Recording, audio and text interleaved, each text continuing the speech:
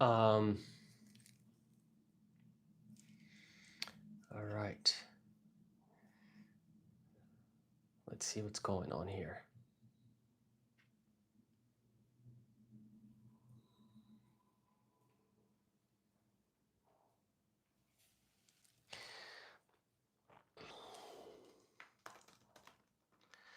I just have to tell the other people that I'm in a different live because the one that I scheduled didn't work, unfortunately. Uh,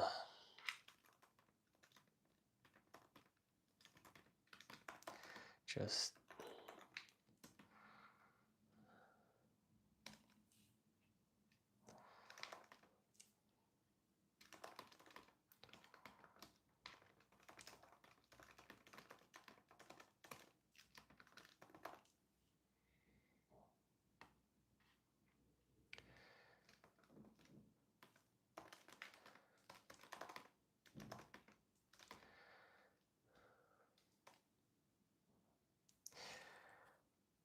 hello, everyone. Hi. Sorry, I was having. Guys, tell me. By the way, I want you to tell me. Can you tell me if you can hear me or not? I just want to make sure because I was struggling to connect. Can you hear me? That's. Can you please tell me if you can hear me? And then, so I scheduled the live, and it wouldn't work. The one that I scheduled, um, and it just wouldn't work. And I don't understand what was going on. I tried many times. I'm sorry for keeping you waiting. Um, and it just, I tried many times, and that one just wouldn't launch. So I had to just start this new one from scratch. So the link I sent you before is not working, basically. But yeah, thank you guys. Thank you very much for joining. And again, like YouTube wouldn't allow me to do the live horizontally, so I'm doing it vertically. That's the other thing. So I was struggling to make it horizontal as usual, but it wouldn't let me. So it's, I don't know. Anyways, let's just do with what we have right now. Hello, everyone. Thank you very much for joining. I truly appreciate you guys being here. Um, I'm just gonna read your names and your questions on the bigger screen that I have in front of me here. Hello, Aisha, Kay, Crimson Eclipse, uh, Priya, Sylvia Lopez, Alexandra, uh, Sushu, Jasminda, Nick, Janet, Guyan Johnson. Thank you, Crimson Eclipse. Thank you everyone for joining. I truly appreciate it. Thank you for joining this live. This live is about just discussing alchemy and magic and the occult, answering questions that you might have about this subject. Thank you for tuning in from different parts of the world. I know you guys, you know, are probably from different countries. Feel free to write down which country you're from, just to let everyone know. If not, let's get right to it. Again, sorry for this technical weirdness, the technical difficulty that I was going through. I guess yeah, it just was meant to happen for whatever reason. But yeah, let's get right to it. Let's start.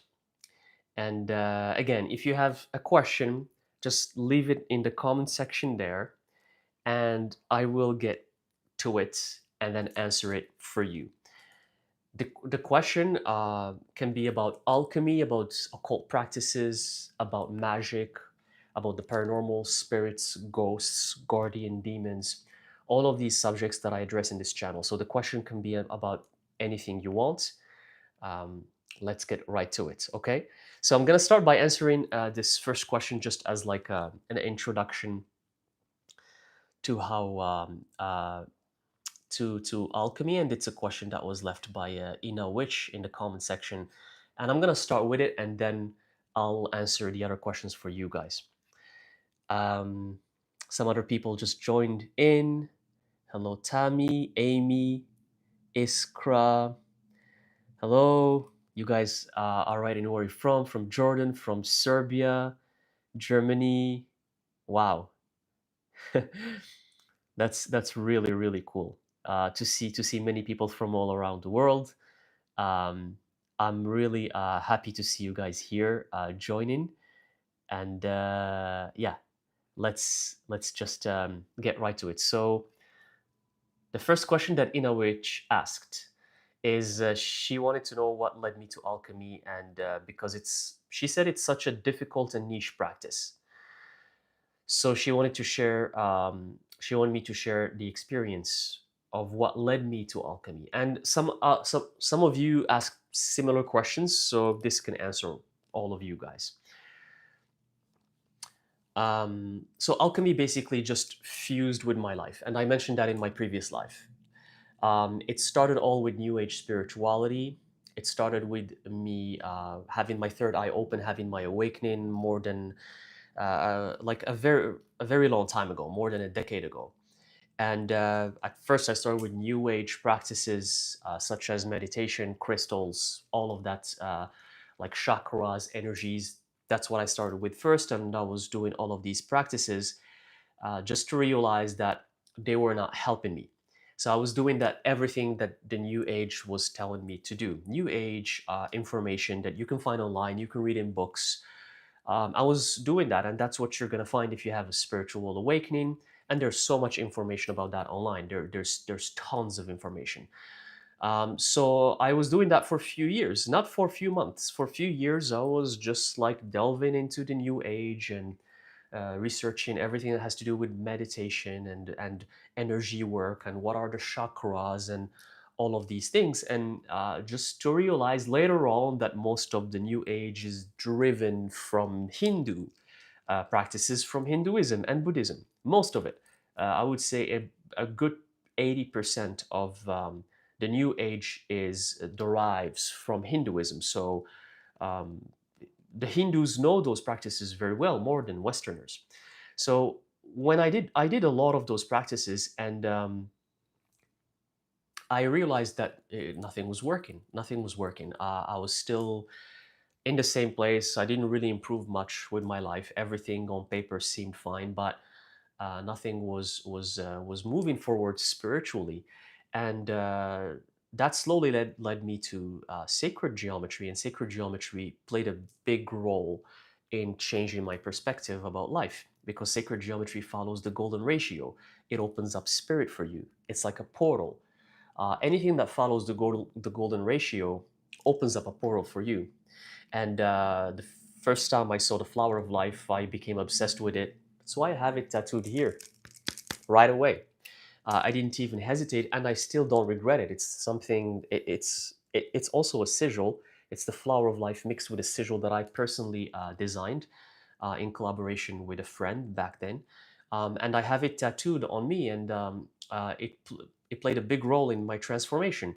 But even with sacred geometry, it was still not enough. Something was missing.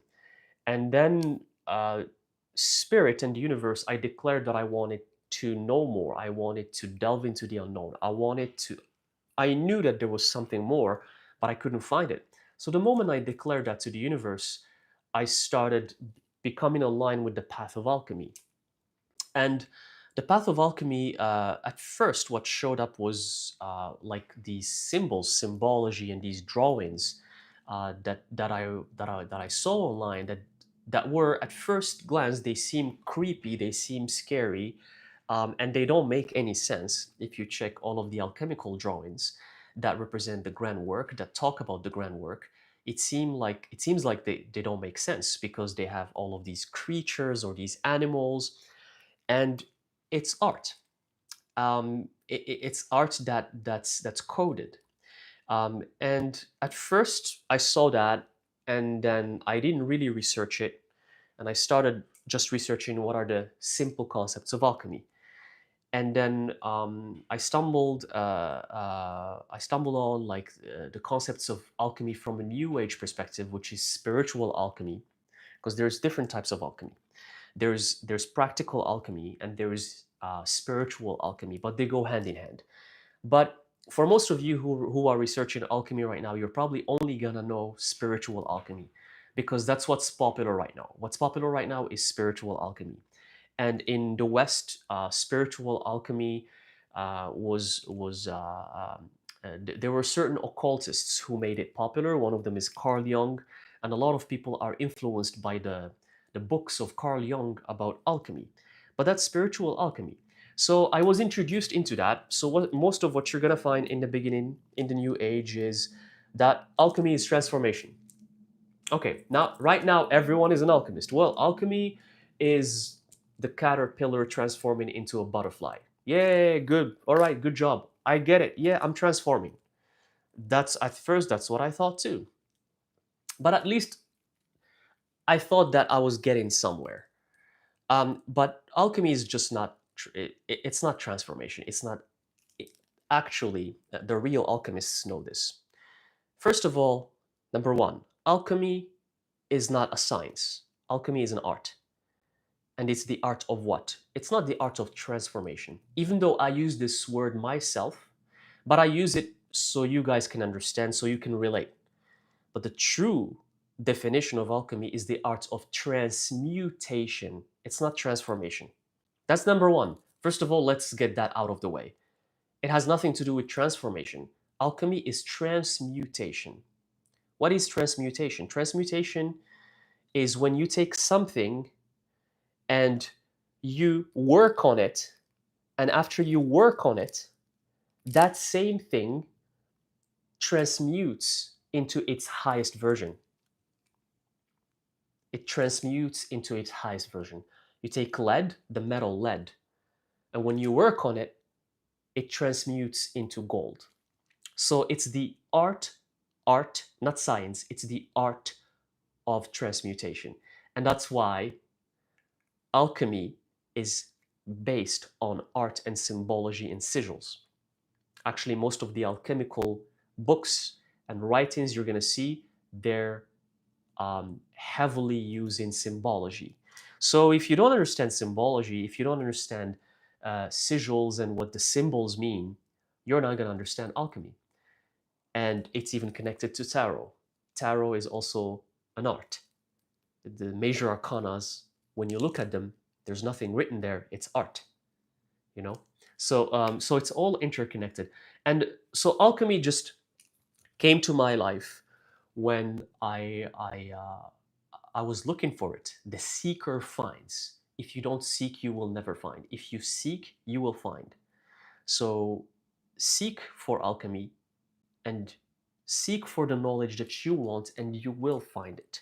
See, like I give a lot of information for free in this channel, and very initiate information, very initiate information, but only 2% of you are gonna understand that information because they're the real seekers.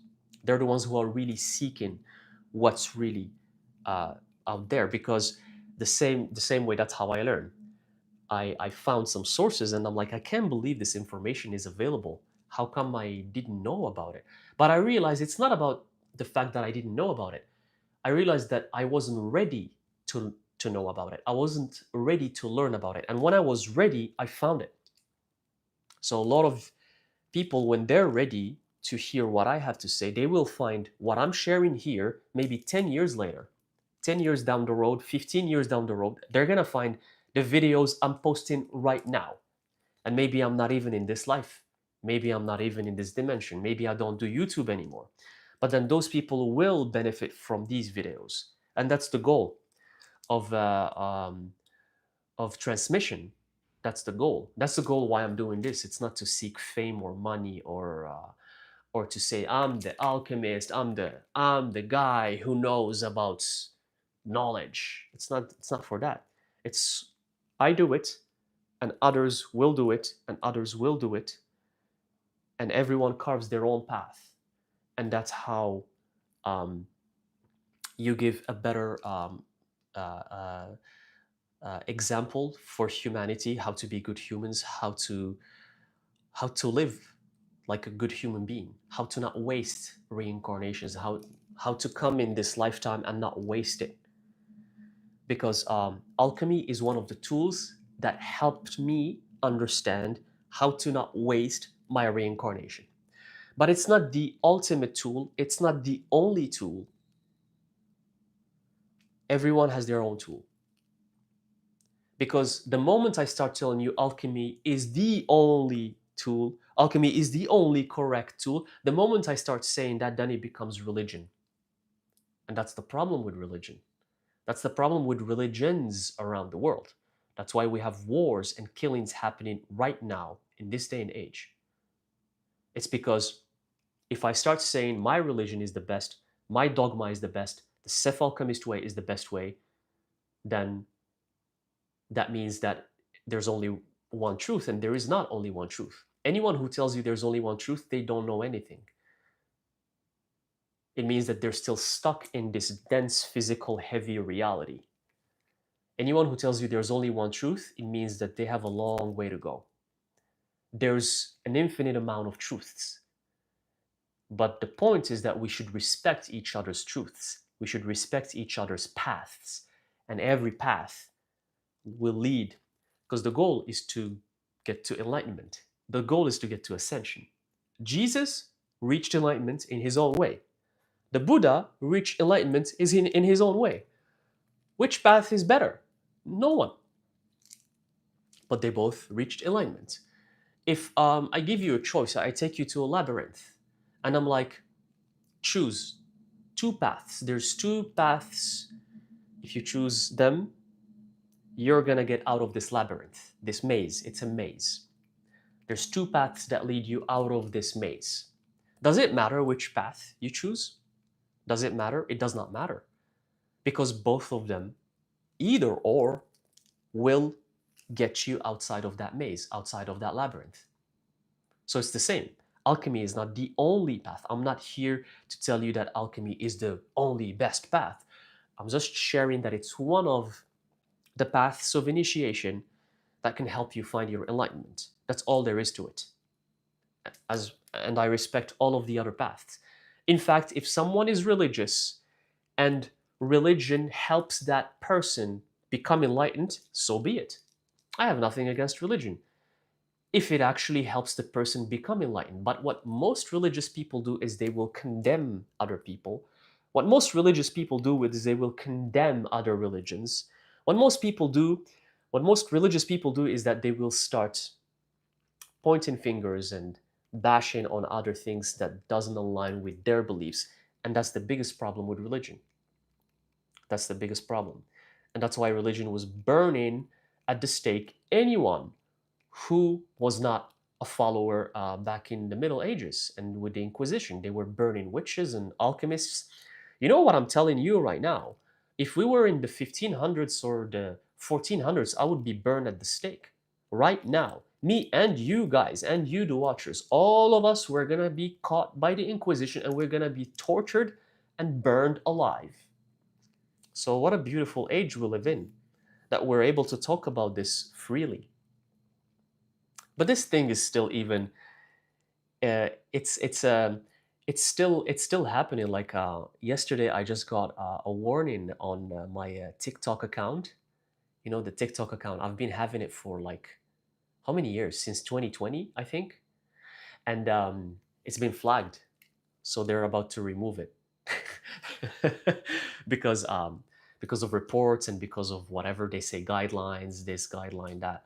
So I have one more strike, and if I post another video and it gets a strike, then the account is gonna be gone from TikTok.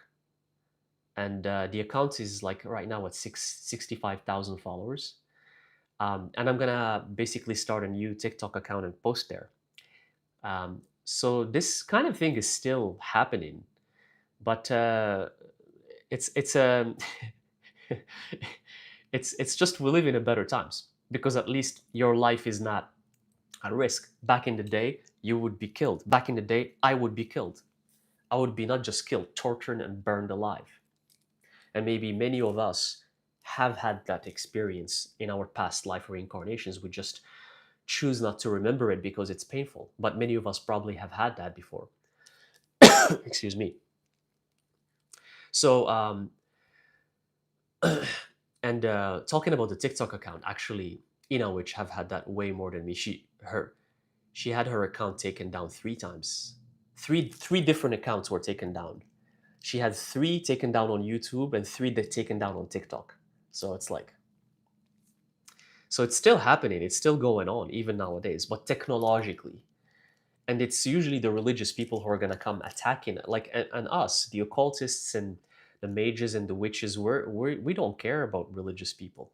We don't care about them, but they're always after us. They're obsessed with us. We don't care about them, but they're obsessed with us. See how it is. So that already tells you who's that religion keeps you stuck in this dense reality, in these boxes. And Yeah, like alchemy is just one of the paths that can liberate you. And um,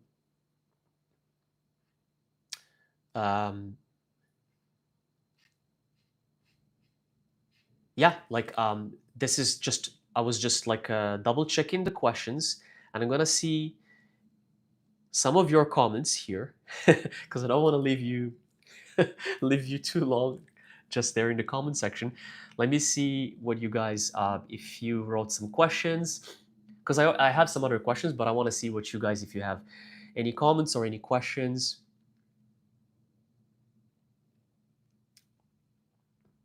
Yeah, okay, let's see. Yeah, and there's even religious people in the comment section. Hello. And they're mentioning that Jesus Christ is the only way. As I'm talking about it, it's happening. I find it really funny. I used to find it frustrating, and now I used to get frustrated at that, and now I find it funny. See, the best thing in life is to laugh at things. Because no matter how much you try to make sense of things, sometimes they will not make sense. So might as well laugh at them, because they truly become funny. Not just like even from a mockery standpoint, actually, as in like funny, as in like I find it funny as if I'm, funny. It's just funny. But yeah, like again, I have nothing against religious people. Like, um, let's see.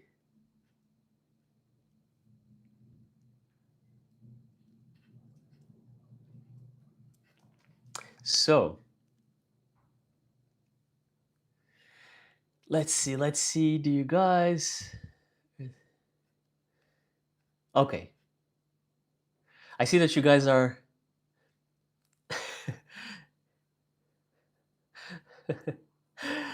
Sylvia Lopez says that the religious people are here listening. Yeah, yeah. I mean, if this message is meant to reach someone, it's gonna reach that someone. Because a lot of people are looking for answers, and they probably follow in one dogma and one religion, and they probably have been following that because their parents told them to do so, or their society told them to do so, and they never found the answers. And that's why they keep going to these places like my channel or other occultist channels, or they're looking for the real answers, because the religion they follow never gave them any answer. Because let's let's just be honest. If your religion gave you the true answer, why would you go looking around for other things? You would be at peace, you would be content, just like the Buddha and Jesus when they were enlightened. you know they were helping the people that wanted help. But most religious people are looking, they're going around, and they go to the non-religious people. Like, what I found fascinating is that, why don't you religious people, and this goes for all religious people, why don't you religious people go hang out with other religious people? Why do you come to the non-religious people and want their validation? I'm not going to give you any goddamn validation. You need to go get your own goddamn validation from another religious person. Me as a mage, I get along well with Ina Witch. She's a witch. I'm a mage. I'm a male witch. You know that I'm a male witch too, right? Are you aware of that? I'm a witch. It's just that I go by Sef Alchemist, but I'm a male witch because I do rituals and spells. So I get along with other people who practice the same thing. And those are the people I discuss these things with. And I have people who get my consultations, and that's what they do for life. And I help them as well.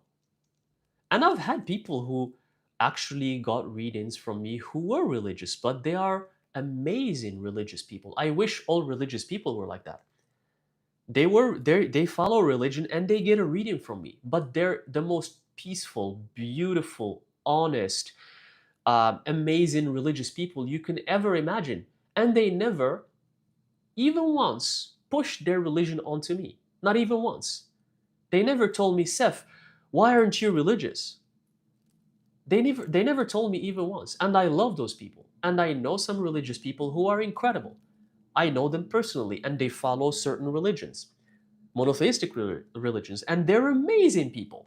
And those are usually the people who will never tell you anything. They will never tell you anything because they're in peace with themselves. If Jesus gave them peace, they're in peace. They don't need to tell it to you.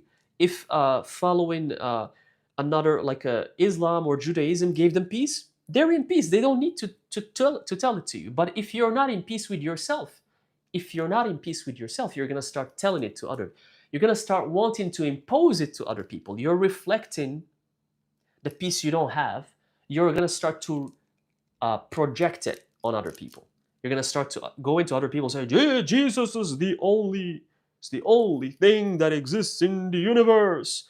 Well, my friend, that just shows that you're not at peace and that you're lost and that you don't know what you're talking about. Because if you were really enlightened, if you were really in peace with yourself, you would go out there and promote love. You would go out there and promote that everyone should be loving, that everyone should be kind, that everyone should be helping each other. That's what you would be promoting. For me, when I see a religious person promoting love and kindness and that humanity should come together, now that's a good religious person. Now that's an amazing religious person. But when someone is just trying to impose their own beliefs, you're lost, my friend. You're lost. Go. You need to kind of, you have some work to do. So I'm going to move on to the second question that some of you have left. And the second question here is from Priya Rakesh. Thank you for leaving the question in the comment section. I appreciate it, Priya. And I saw that you're in here in the comments section. And I'm sorry, guys, again, just before I answer, when I talk, I have a hard time talking and reading at the same time. I know when I used to do lives with Inawich, she's so good at that. Inawich has these kind of multitasking capability that I don't have. She can talk and read at the same time. Like for me, I can't. If I read, I have to stop talking. and if I talk, I can't read. So I'm really sorry. I'm gonna do one at a time because otherwise my brain can't fuse them. So I'm gonna answer Priya Rakesh. She said, please elaborate on how to know if someone is an alchemist and give some guidance on how to maintain a healthy balance between light and darkness. Beautiful question, Priya, thank you. Here I'm gonna basically answer your question with another question. How to know if you're an alchemist? There's a more important question than how to know if you're an alchemist. The main question is in alchemy is not to know if you're an alchemist or not, and not to know what you can gain from alchemy or not. The most important question is, what are you willing to lose? So that's the first question that anyone who thinks about alchemy should ask. What are you willing to lose? Because alchemy, the philosophy of alchemy, is about dissolving. It's about undoing. It's about simplifying. So what are you willing to lose? And the question to that should be everything. Everything. Even your faith, even your form, even who you are. If you're willing to lose everything, and the answer is yes, then you know that you're meant to be an alchemist. And why are we talking kind of harshly like this? Why is alchemy harsh like this? The alchemy is harsh like this because it wants to know if you're serious about it, if you're serious about transmutation, about transformation, about becoming your golden state. And before you can even start about thinking about becoming your golden state, the first thing you need to think about is, are you willing to lose everything you know? Because if you do so, then you're gonna reduce yourself to your core, to your original state. Just like how you came here on earth. You came with nothing. You came with nothing, even naked. So alchemy helps you get to that rebirth state. In tarot, it's the major arcana, the death card. So are you willing to die? Metaphorically, not physically, but metaphorically. Are you willing to lose everything and die? Everything, even your faith, even who you are. To lose that, even your identity, what makes you think who you are. Are you willing to lose that? If you're willing to use that, then the grand work starts, the magnum opus. Then you can start working on that core of who you are, and slowly but surely you work on it. And this is a work that takes a lifetime. It takes sometimes many lifetimes. It takes sometimes years. You work on it, and that's how you go from lead to gold. Because in alchemy, there's the 7 stages that you need to go through. There's actually 3 stages. There's the darkening, the whitening, and the reddening. But there's also these are kind of like general stages. But within each stage, within the darkening, within the whitening, and within the reddening, with each one of them, there's 7 stages as well. And these 7 stages are represented by the 7 planets. That's how you go from lead to gold. So you start with lead, and you move to tin, and you move to mercury, and you move to iron, and then you move to silver, and then you move to gold. So basically you go from Saturn, and then Jupiter, and then Mercury, and then Mars, and then the moon, and then the sun. These are the representations of the 7 stages. And in each stage, you have to confront a challenge. For example, lead represents darkness. That's why I always say you have to embrace your darkness. Lead is the representation of the darkening stage, but it's also darkness. The planet for that, it's Saturn. And it's the hardest step to overcome. And as you move from stage to stage, there's something you need to confront, which I'm going to talk about in other videos, because that's more in-depth alchemy. That's more in-depth. And a lot of it has to do with our emotions as well, like fear, how to overcome fear, how to overcome anger. And these stages lead you to transform little by little. But the first initial thing that you should be willing to do is to lose everything. This again, it's kind of like it's represented by, I don't want to confuse you, because I don't want to start using technical terms of alchemy, because I don't want to confuse you. I know many of you are just wanting to learn, generally speaking, but this can translate into other alchemical concepts, like the dry path of alchemy, the wet path of alchemy, or the middle path. And each path has its own way. But for example, the dry path is the harshest one, because that's the one where you drop everything. It's kind of the one I took. I overnight decided to leave everything behind. I sold everything I own, everything, including my apartment, my car, my clothes, everything I own, until I reduced everything I have owned, until my mid-late 30s. Everything that I have accumulated until my mid-late 30s, I reduced it to one suitcase. I got rid of everything. And I had a 9 to 5. I was working in a company, big corporation, this and that, and I had many things, and and this environment and friends and circle of people that and all of the things that normal people have.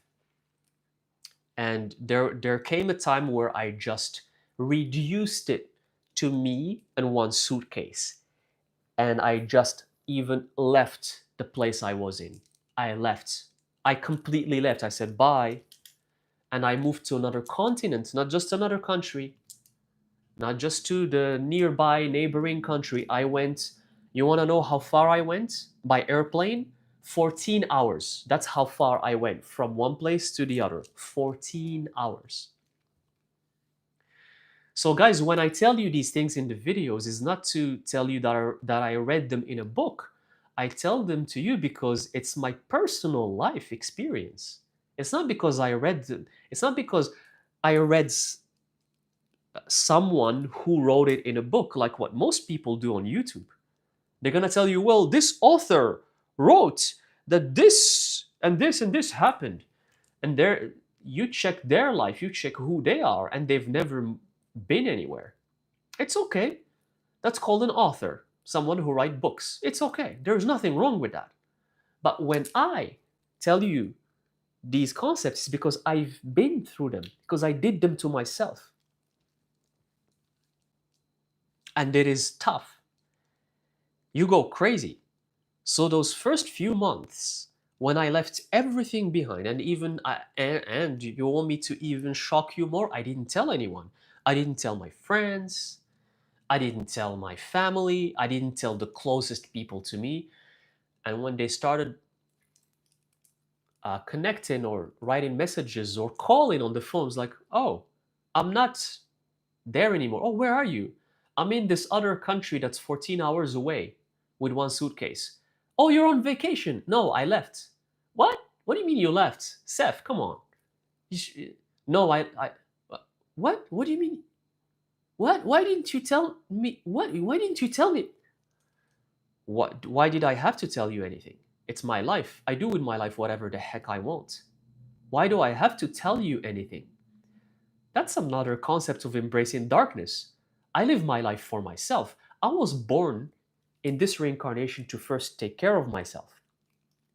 And by reaching my golden state, then that inspires you to become your golden state. I'm not here to save or help anyone. I'm here to help me. I'm here to save me. And by saving me, you will want to save you. And by you saving you, another person will want to save themselves.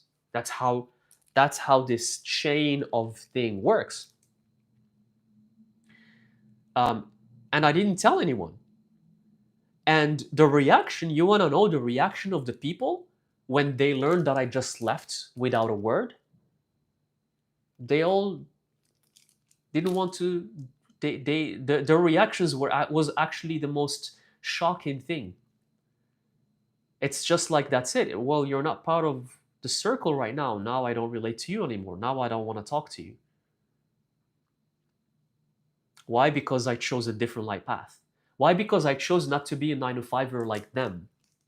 Why? Because I chose not to live in the same place like them. Why? Because I chose not to have that kind of my mundane life. Now I became an outsider. Now I'm the bad person.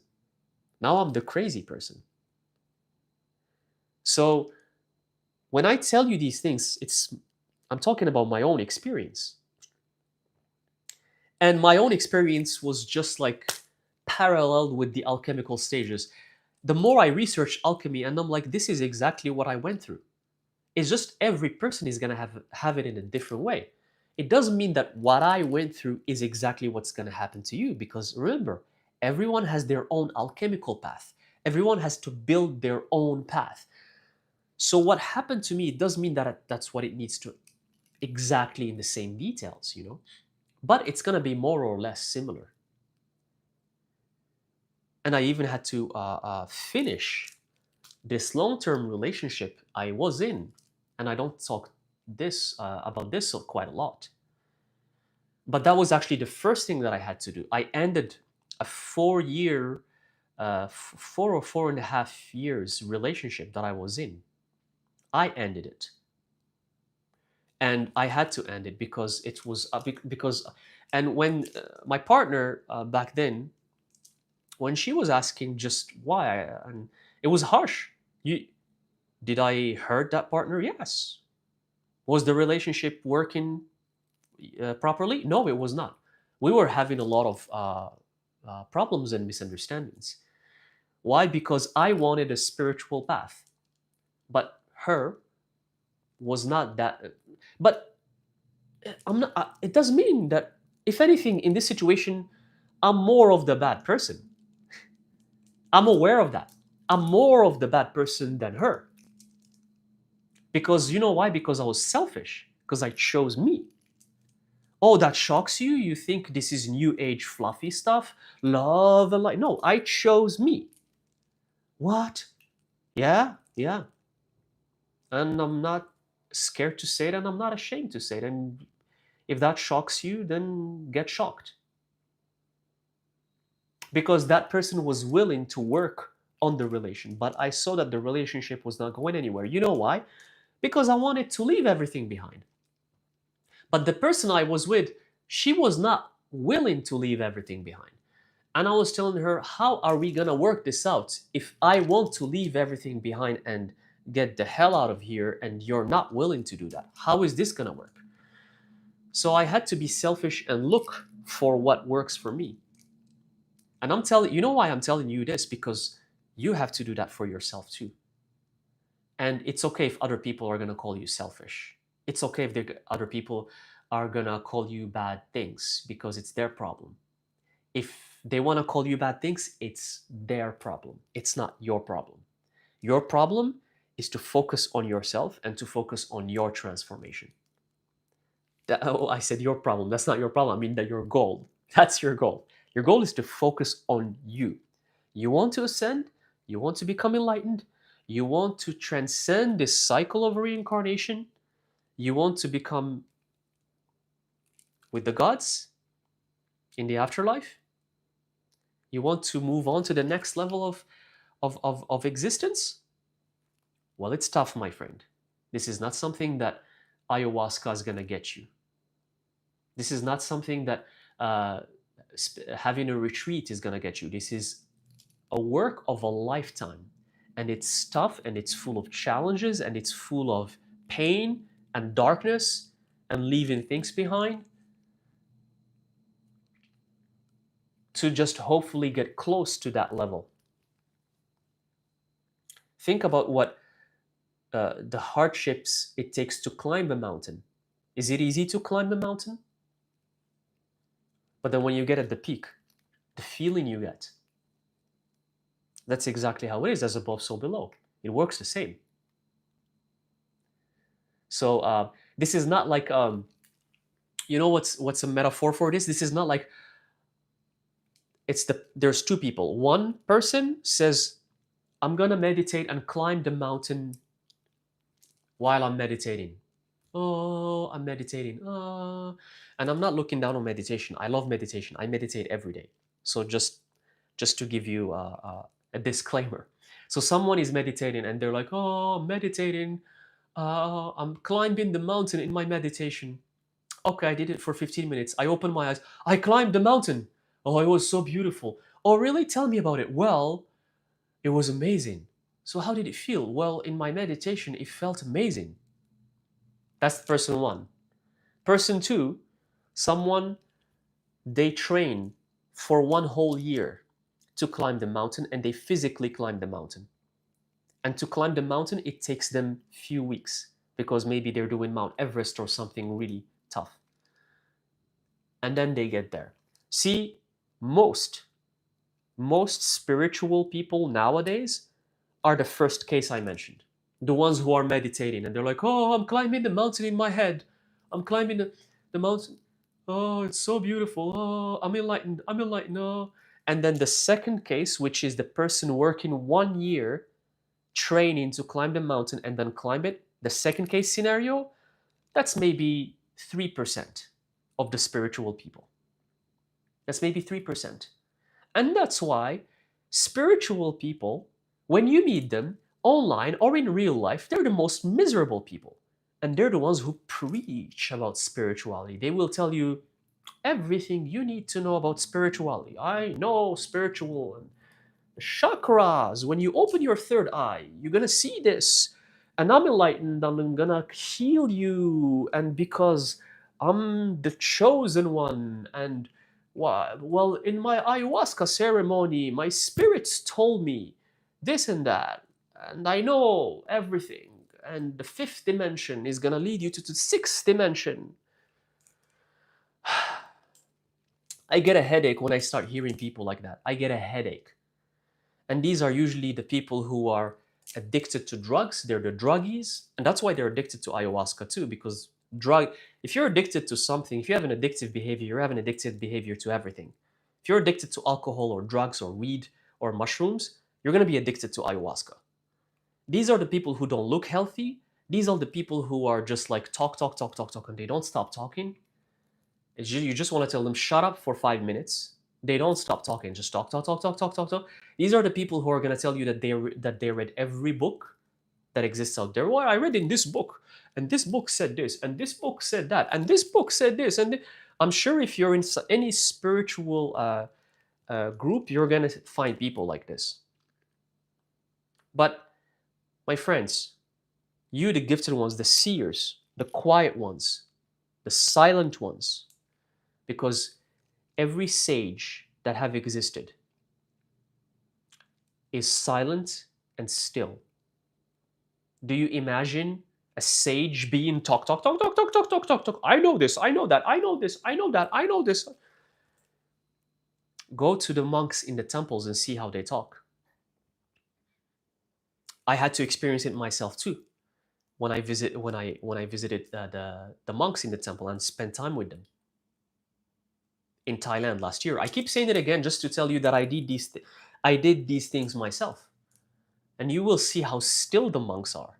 The monks are still. They're quiet. They don't talk. Now that's wisdom. That's spirituality. Those are the people you need to learn from. Not the blah blah blah blah blah blah blah blah. And when they're not talking, when they're not blah blah blah blah, they're like this. You know these people who are like this. I'm so full of love. Like, what the hell is this? What is going on? There's just a bunch of high druggies, junkies who are just like projecting that into enlightenment and spirituality. Like, get the heck out of here. Get out of here. Well, that's darkness. I don't have tolerance for stupid humans. I don't. And I say it in my videos over and over and over and over and over. And that's why I know a lot of people don't relate to me, because in the way I think, my tolerance for things are for stupidity and for like, but I'm working on it. I'm working on always trying to understand where other people are coming from, because that's another thing that alchemy has been teaching me, is to, yes, you have a certain amount of knowledge, you have a certain amount of wisdom, but maybe other people have a certain background, maybe they come from somewhere else, maybe they have certain circumstances. So I'm working on that. So I'm still working on myself. I'm still working on myself, but I don't want you to be tricked. I don't want you to be tricked. I'm telling you these things because, as I mentioned earlier, 90% of people who are having a spiritual awakening, these are the people who they're going to meet in the beginning. These are the people who they're going to confront in the beginning. And I don't want you to be tricked. Remember, stillness, quietness, the people who are silent, who are quiet, and you can see it in their eyes. Their eyes will tell you everything. It's not their words. It's not their words. It's their eyes. Their eyes will tell you everything. So, yes, like, that's what I have to say. Again, let me read some comments because I get carried away sometimes. But this is a form of channeling, because when I talk, sometimes I get carried away and I have to finish the transmission before I move on to the next point. Let's see some of the comments. What's going on here? You guys are having fun?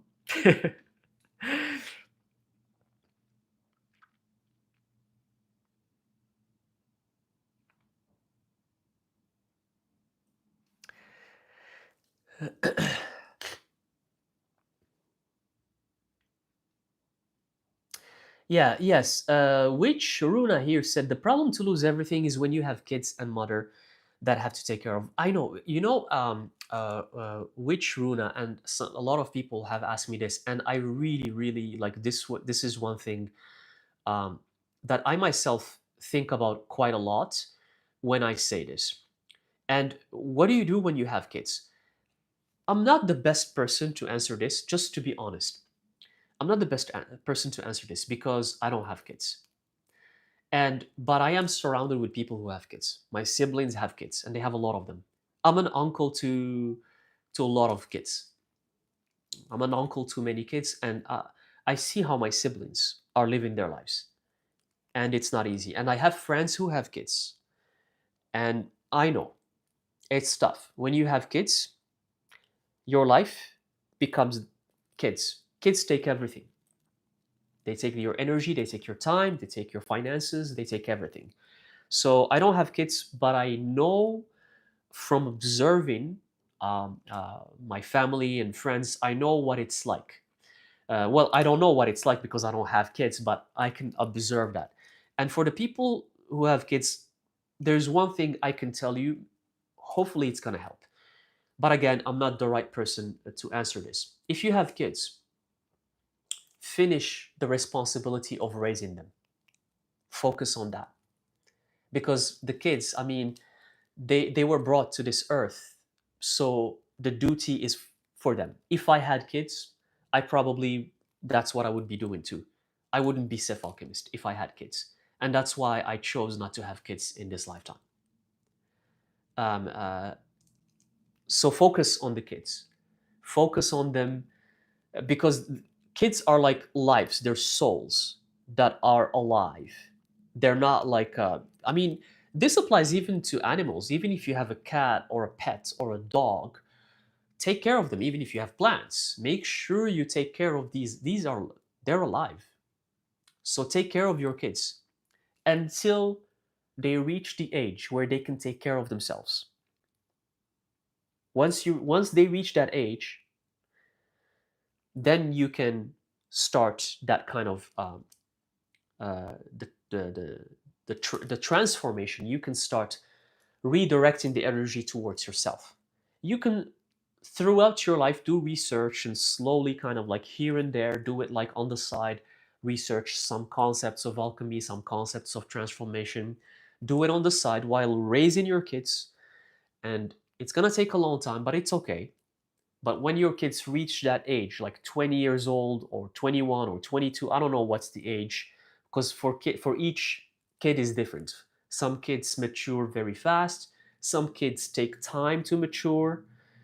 Until they reach that age where they can take care of themselves, focus on them, and then redirect all of that energy on yourself, and then start doing the work on yourself. But that's what I can tell the people who have kids. And I'm not sure if it's the best answer. I'm not sure because again, I don't have kids, so I apologize if I can't answer um, properly that question because I don't want to. Because I know you won't understand something properly until you go through it. And having kids is not something easy. From what I observed, it's tough. It's tough. It's very tough. It's the most tiring thing one person can have. But I think kids take the priority here. So that's what I have to say about that.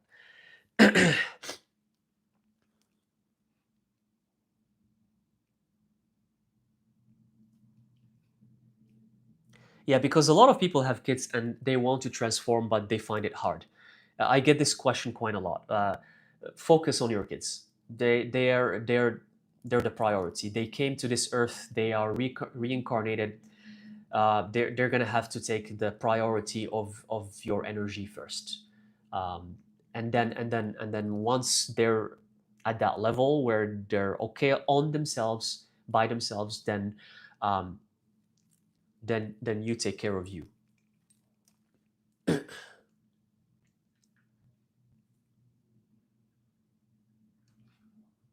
So I'm gonna move on to another question here. Let's see. Let's see.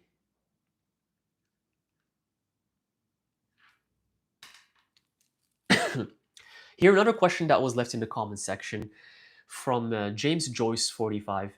The question is, what is the best place for anyone to start who has memories of practicing witchcraft and magic abilities and knowledge, and how to communicate with other beings? There's a lot of questions here, but yet in this lifetime you have forgotten and can't seem to remember. What are the first things you would recommend for such a person who's seen constant signs but cannot remember? If you see synchronicities and signs all the time about you being a witch in your past life, about you doing rituals and magical practices in your past life, and you see signs everywhere, messages, synchronicities, uh, that in itself is the biggest sign that you need to practice. Were you a practitioner? Were you a witch in your past life? It could be, yes, but that comes with time. Remembering past lives comes with time, with practice, and comes also with life experience.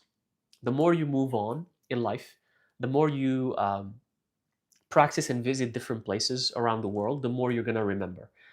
And that's how it happened personally to me as well. Some past lives I remembered after visiting certain countries. Then they were triggered. And then I remembered, oh, I was this in this past life. I know I was here.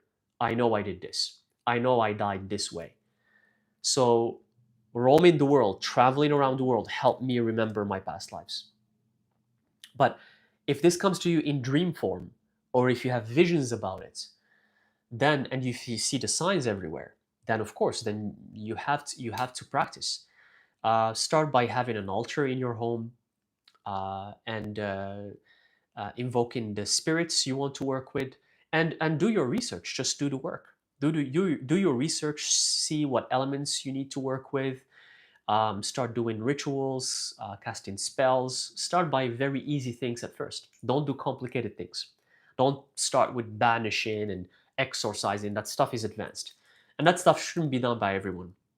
Only the people with very powerful energies can do the banishing and the exorcising. So, by the way, that's another thing.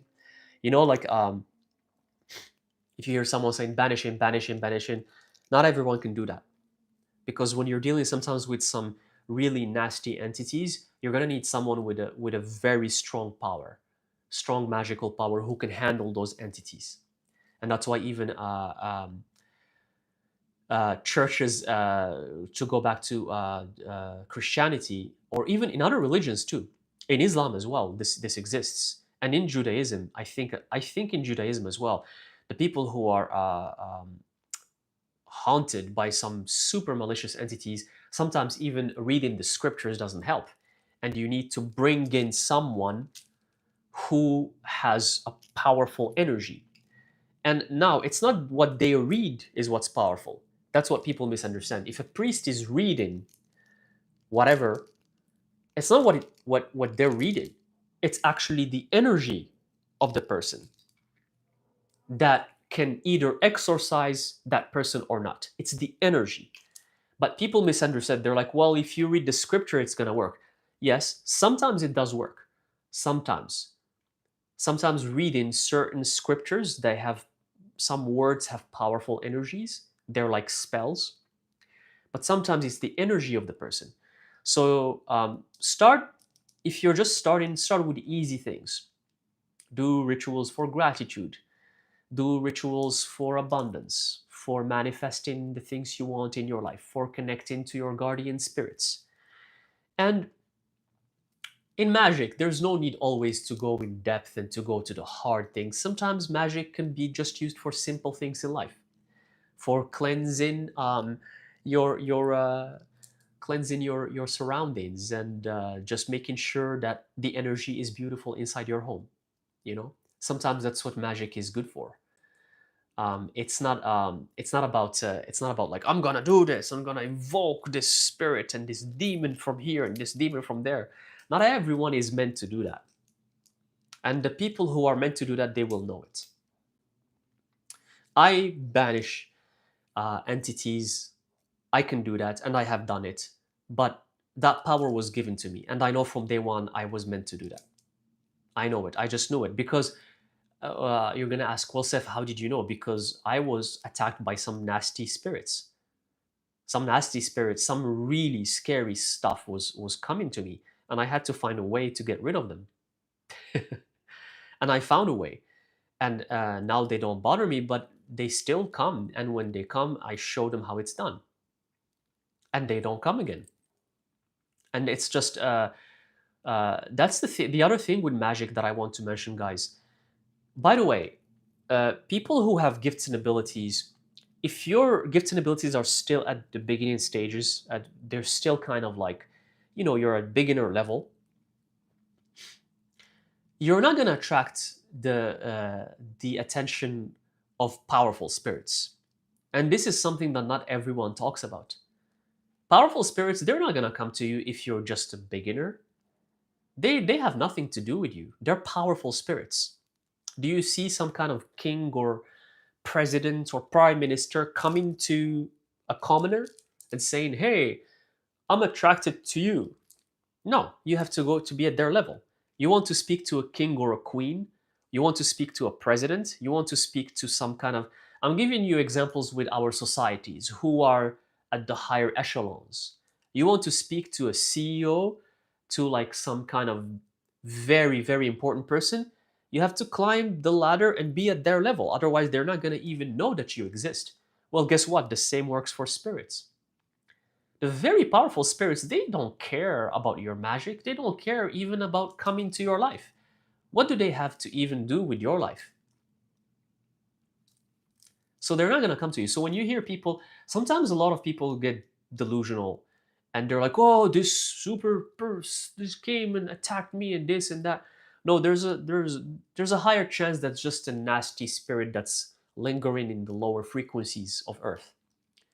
So it's like a weak spirit. It's nasty. It's not good, but it still comes to bother you.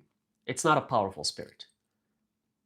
It's like some kind of some delinquent in the street when you're walking and they come to bother you. It's something like that.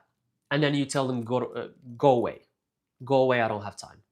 Some random kid on the street who's like just trying to cause trouble. But with the powerful spirits that have crazy power, they will go to the powerful mages. They will go to the powerful witches, to the ones who are at their level. Those are the ones they're gonna go to. As above, so below. So if you're a beginner, don't worry. Just use magic for the very simple things of life, and that's fine. That's okay. That's peaceful. Why do you want to think about the powerful entities and the negative entities? Why do you want to put your head and your energy there? Maybe it's not for you. But again, if that's for you, you will know it. If that's for you, you will know it in time, because the path will lead you there. So that's the answer to the question. And again, like how to remove negative entities attachments, and how to truly find clarity in the mind of life. How to remove negative entities attachments? That's a complicated question, because negative entities, my friends, let me share this with you, and a lot of you are not gonna like this. And I'm just sharing with you the truth. But a lot of you, you're not gonna want to hear this, because you're gonna take it as an offense. Um, Negative entities, they will not get attached to you if your frequency and vibrations are high. They're not gonna come to you. Negative entities, they will go to the people with lower frequencies. They will go to the negative people. They will go to the people who are always like, my life sucks. I'm not lucky in life. Bad things always happen to me. Why bad things always happen to me? My life sucks. Look at everyone else is living the life. Everyone else is having everything, but I don't have anything. Well, look at how you talk first. That that's how you talk, and you want your life to become better. And there was a point when I used to think like that, when I used to be a normal person. And it even after my throughout my transformation, sometimes it tries to come back, that kind of like pulling yourself down into the lower frequencies, the dense physical lower nasty frequencies. That's because of programming. Because when you grow up, including myself, all of us, when we grow up, we saw people in society acting like that. We saw our parents, if it's not parents, if it's friends, if it's not friends, it's family, if it's not family, it's your colleagues, it's your classmates, it's people around you acting like that. And you learn it since a child, and you start thinking that's how you should see life. And you start mimicking or playing that program that you recorded when you were young. Because maybe you saw at some point your parents saying, bad things happen to me. I'm a good person, but bad things happen to me all the time. Now you believe that. Now you believe that's how it is. I'm the good person, but bad things always happen to me. That's a program that you need to get rid of. That's a program that's keeping you in the lower frequencies, and that's why negative entities are attached to you. See how it works? Everything is interconnected. Everything. And Buddhism helps with this a lot, and even Hinduism. The Hindus and the Buddhists know this. And the Buddha, he said something amazing. He said, first of all, don't expect life to be fair. Don't expect life to be fair. Life is not fair. So when you start saying, bad things are happening to me, look at other people, bad things are happening to me, let me remind you that Hitler got away with killing millions of people. And many tyrants before him got away with killing and raping and murdering millions of people. They got away with it. The universe allowed it. Let me remind you that. So when you say that bad things are happening to me, bad things are happening to me, life is unfair. Just write that as, you know, the mottos they sell for these fluffy things that life is beautiful. I wish there was one that you buy from from Target, that says life is unfair, and you have it on your wall and you look at it every day you wake up. Life is unfair. Put in your head as a program, life is unfair because it is goddamn unfair. And the moment you're going to start believing that life is unfair, life is going to become easy. Because the point is to focus on the good things you have in your life, not on the bad things. People were programmed through religion, really, because religion talks about fairness a lot, right? Fairness, punishment, fairness, punishment. You were programmed to focus your attention on fairness rather than focusing your attention on what are the good things you have in your life. So what are the good things you have in your life? But if I ask you to mention them to me, you're not. You're going to start mentioning what you don't have in your life. You prefer to mention what you don't have. You prefer that because you're used to it, because it's a program. Because it's a program that keeps you stuck in negativity. I don't have this, I don't have that, I don't have money, I don't have this, I don't have that, I don't have this, I don't have that. The others have this, but I don't have it. They have a car, I don't have it. They have a better car, they have a better house, they have, I don't have, I don't have, I don't have, I don't have. Hey, life is unfair. Life is unfair. This is the dimension of suffering. The Buddha said it 2,600 years ago. Okay? Get off your high horse. Life is not supposed to be fair for you. And if someone taught you that it's supposed to be so, then they were teaching you the wrong thing. And they were wrong. And they didn't know. So don't stop blaming them for that too. They just were teaching you something wrong. Life is unfair. So start focusing on the good things you have in your life. I have food. I have a shelter. My body's healthy. Oh, I can walk. I have all of my limbs. I can walk. I can walk. I can enjoy food. I can enjoy water. You know, some people can't enjoy food. You know, some people can't walk. You know, some people don't have a shelter and they have to sleep in the streets. Do you know that? You know, some people can't afford food. That food that you're like, I can't afford a lot of, but you can afford something. You can afford 1 meal per day because that's probably all you need to eat, not 3 meals. Who told you that you need 3 meals per day? Who? Society, a multi-billion-dollar corporations, right? A doctor told you that? Programs on programs on programs on programs on programs and programs on programs on programs on programs on programs on programs on programs and programs on programs. And even, you know how many times I said it? That's not even like 10% of the amount of programs you have in your life. That goes back to alchemy when I tell you that you have to drop everything.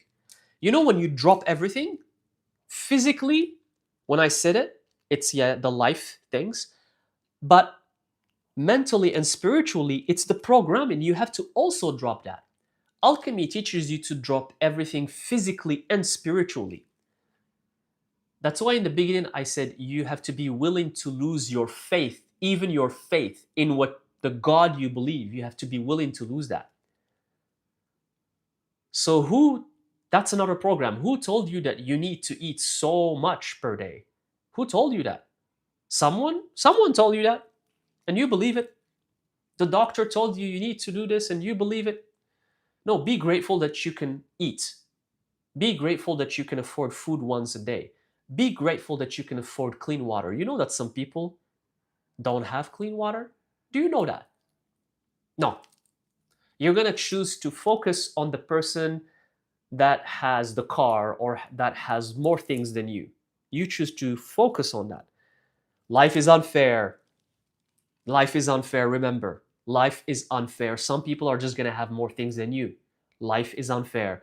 Um, a cat hunts a mouse. Life is unfair. They kill the mouse. Life is unfair. The lion kills the gazelle. Life is unfair. It's even reflected in nature. You have some plants that come and take the place of other plants, and they kill those plants and they grow instead of them. Life is unfair. It's reflected in reality. Who told you that you should be entitled to think that life is fair, that you're supposed to have everything? Who told you that? The New Age spirituality? Here we go again. That's why you're miserable. That's why you're depressed. Here we go again. The misleading information of the New Age. You're meant for everything. You're supposed to have everything. You're supposed to have all of the riches of the world. Who the heck told you that? No, you're not supposed to have the riches of the world. Oh, you know who? The people who say those things, they're wealthy people. They're born wealthy. Their parents are wealthy. They're rich. It's not even rich. They're wealthy people who are bored, who have so much money, and they're bored and they didn't know what to do. And they like, I'm gonna start talking about spirituality. And they start talking about spirituality and telling you that you can have millions of dollars. You can have millions of anything you want. Anything. They were born with that, and they tell you who's struggling with life and food, they're telling you that you can have that. And when you ask them, so what did you do to have that? They're like, well, my father gave me that when I was young. My father gave me that. Oh, and you're telling me who's trying to make a living, you're telling me that I can have millions of dollars? Why are you giving me hope like that? For what reason? I don't want hope. I don't want hope. Keep your hope to yourself. I want to be content. I want to be peaceful. I don't want hope. I want to be content with who I am with my life. Don't be tricked. Don't be tricked. Use your mind. These people, a lot of them are rich from the get-go, and they start writing books about manifestation, about how you can have, and they shoot these videos in big houses, and they're like, well, I manifested everything because I opened up my heart chakra. I opened up my heart chakra and I manifested this house. As you can see here, like, and you fall for that? You fall for that stuff? And you fall for it, and come on, please. Remember, count your blessings. Stop comparing yourself with others. Life is unfair. Some people are born wealthy. Don't fall for their traps. Don't fall for their tricks. Be grateful for the food you have. Be grateful for the air you breathe. Be grateful for your body. If you're healthy and you don't have an illness, be grateful for that. Count every day in the morning when you wake up, count how many good things you have in your life. And then you're not going to be lingering in the negative frequencies, in the lower frequencies. You're not going to be lingering there. Change how you word things. Words are spells. When and I do spells myself. We do spells, right? What are spells? They're words. So words are powerful. Words are vibrations.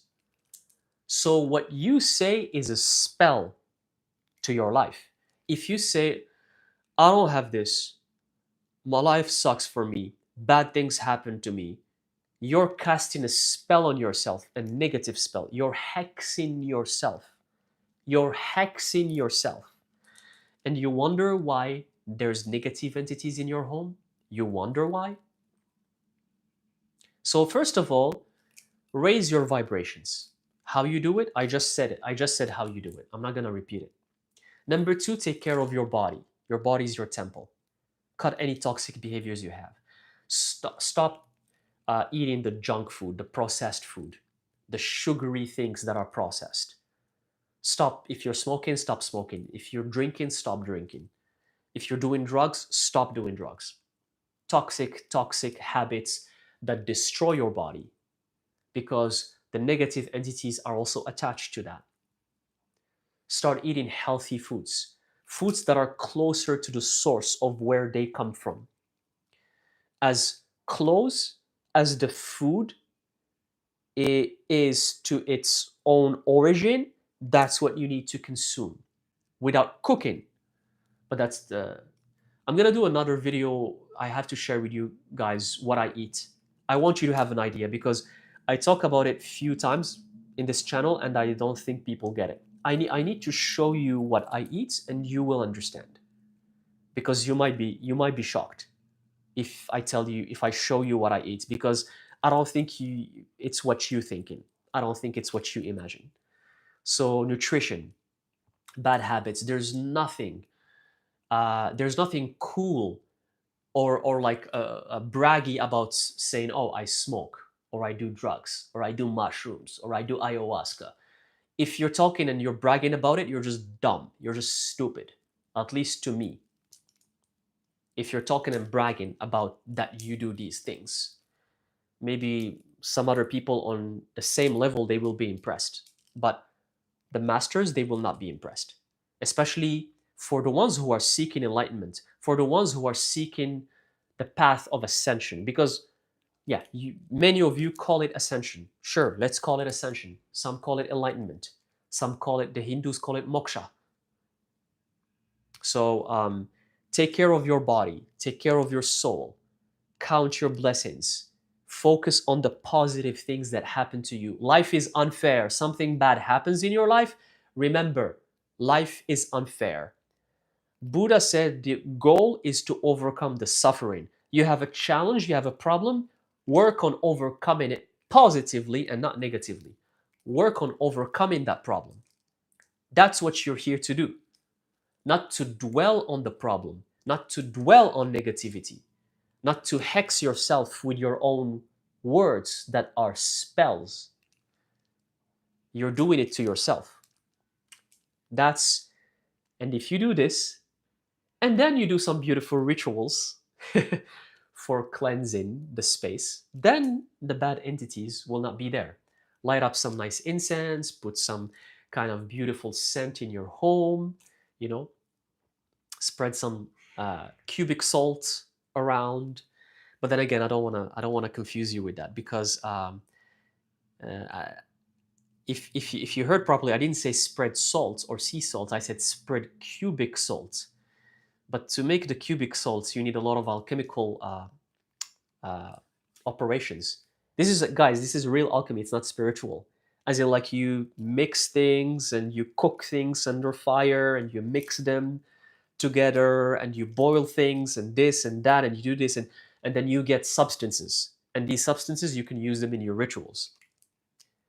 This stuff doesn't exist in the West. Like, what I'm telling you right now, you'll never find this information in the West. Never. Unless, I think there are some real alchemists that still exist in the West.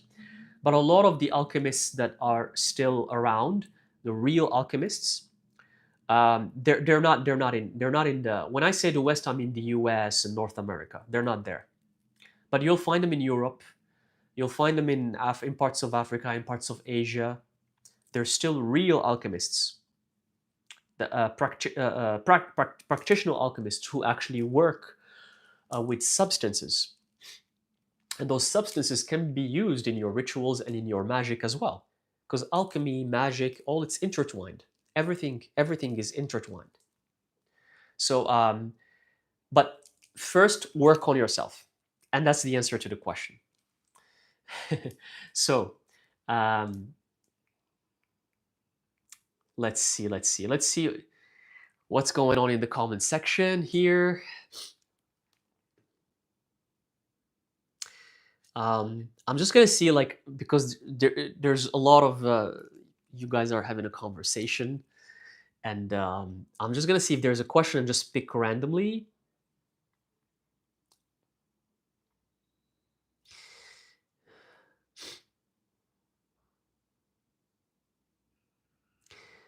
Uh,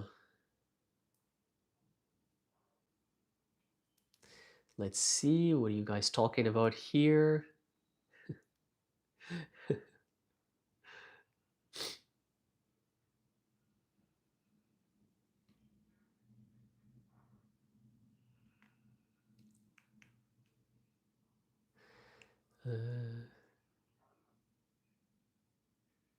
Okay, I see that you guys are having a conversation here. Okay. I'm trying to look for questions, but I'm gonna go back to the questions that I noted. Let's see. What do we have here?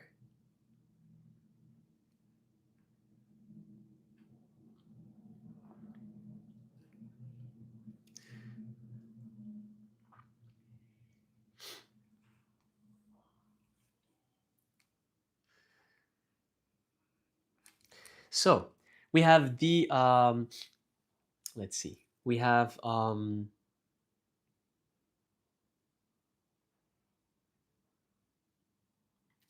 yeah. So the another question here from Quirky Pastels asked: is the book the Kabbalion based on the Emerald Tablet?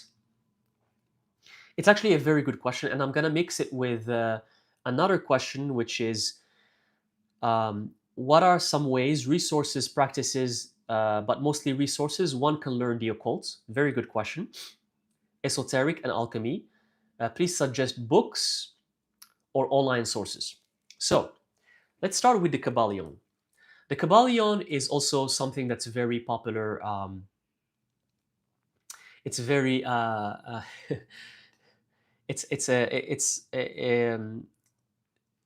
it's a very, like, popular book in the New Age community, and it talks about, like, the seven. It's called the Kabbalion, and it addresses the seven Hermetic principles. Seven Hermetic principles. So, is it based on the Emerald Tablet that I mentioned in this channel, which is the foundation of alchemy? It's the foundation of Hermeticism as well. Alchemy and Hermeticism are based on the Emerald Tablet. If you want to know what is the Emerald Tablet, I address it in this channel. Go check that video, because I don't want to talk about it. It's going to take at least 1 hour to just talk about the Emerald Tablet alone. So the Kabbalion is a book that was published recently in the year 1908. very recently, in the early 1900s, by three initiates. They're unknown. It's unknown who published the book, but they call themselves three initiates. And it has 7 principles. But the book, the Kabbalion, is based on the Emerald Tablet, yes, only for certain aspects. And it's also based on the Hermetic tradition in general. So the first concept, we have mentalism. That's taken from the Hermetic tradition or the Corpus Hermeticum. And then the as above, so below, that's taken from the Emerald Tablet. The rest of the Hermetic principles, those are just, that's the book, the Kabbalion itself. So is the Kabbalion Hermetic or alchemical? Saying yes is not like a fair judgment. I can't say the Kabbalion is Hermetic, and I can't say it's alchemical or 100% Hermetic, even though it addresses the 7 Hermetic principles. Even though they're called the Hermetic principles, but when you read the Corpus Hermeticum, which is the Hermetic text, the original one, even when you read that, you're not going to find anything called the 7 Hermetic principles. So when you read the Kabbalion, read it with a grain of salt. I've read it many times, by the way. See, everything I share with you is by experience. I don't share things with you that I just read and I heard. Because the reason why I keep reminding you this, because many others do this. They just read and they said, well, this book said this. This book. I read the Kabbalion probably like 20 times in the beginning of my early journey when I had a spiritual awakening. I kid you not. I read it like 20 times. I audio listened to it like another 20 times. It was like something that was always in the background. So I know the Kabbalion very well. I owned like 4 copies of it. I had 4 copies with different book, what do you call them? Book covers, with different book covers, talking about owning things. And now I have only one suitcase. See, when you're in that kind of box, you just want to own things because you think owning things will help you get somewhere. Owning things will never help you get anywhere. And the more tools you have, the more confused you're going to be. The more tools and books you have, the more heavy you will become. Because remember, if you have a lot of tools, then you need to carry a bigger toolbox. So you do, and if you carry a bigger, heavier toolbox that have a lot of tools, then you're going to become slower on your path. You're not going to move faster. So choose 1 or 2 or 3 max, no more than 3 tools, and stick to them. Getting confused with a lot of things is not going to help you move faster on your path. Pick one thing and stick to it. Pick one path and stick to it. Is it alchemy? Okay, alchemy. Is it crystals? Okay, crystals. I'm going to become the expert about crystals. That's it. And I'm going to work with crystals. And you will see how crystals are going to start talking to you and become part of your life when you do that. But not just like a little bit here, a little bit there, a little bit here, a little bit there. So I choose one tool. So the Kabbalion, I read it not only so many times, I had so many copies of it because I thought that buying more copies will make me better in my spiritual growth. I used to be delusional. The delusional people I call out right now, I used to be one of them. And the Kabbalion is a good book. It has very interesting concepts, but the only Hermetic concept there is as above, so below. That's the only Hermetic concept. And mentalism a little bit as well. Those are the only Hermetic things. And anything that's Hermetic, it's alchemical in nature. So yes, read the Kabbalion. It's a good book. That's one book because that came from 2 questions. And for the other questions like resources and books and things that can help you learn about alchemy, before I tell you some things you can check, let me tell you about this path. So alchemy, just like many initiative, ancient wisdom that have been passed down for thousands of years, the tradition is not passed down through books. So what are you saying, Sef Alchemist? I'm saying that the knowledge, you're not going to find it in books. Reading books is good for your research. You should do it. But the epiphanies and that kind of like gold that you're supposed to find, you're not going to find it in any book. No book is going to tell you that. And like the ancient Greeks, like the ancient Egyptians, the knowledge has been always transferred from word of mouth, like always through the oral tradition, oral, from master to disciple, from master to disciple, from master to disciple, from master to disciple. You know who are very good at this? The Buddhists and the Hindus. They know this, especially the Buddhists. That's why when you go to the temples, like when I was in the temple myself last year, the tradition, the Dharma, was transmitted orally. We didn't read anything. It was the monk. We were like around 40 people or 45 people sitting around the monk, and he's teaching us Dharma. We're crossing our legs in the lotus pose and we're listening. We're listening. The Dharma is always transmitted orally. You're not gonna find it in any books. So the way that you need to find in your path, books are gonna maybe guide you sometimes. They're gonna help you sometimes. But the true path that you need to carve on your own, you're not gonna find it in any book. And it's even the reason why that alchemists sometimes say the true path is the path of hearing and not the path of talking. And it's why they say we have 2 ears so we can listen more and only 1 mouth. We don't have 2 mouths, we have 2 ears. 2 ears so you can listen more than what you talk. So listening is important. And for thousands of years, in occult traditions and initiative knowledge has been passed down orally, not written. Because all of the manuscripts in the world and the ancient books, where are they right now? Where are they? They're not accessible to us. They're not accessible to the public. Maybe some elites have them. Maybe some high society people have them. Some high degree Freemasons have them.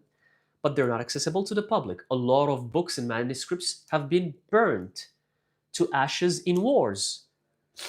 So books and written stuff, that it doesn't survive.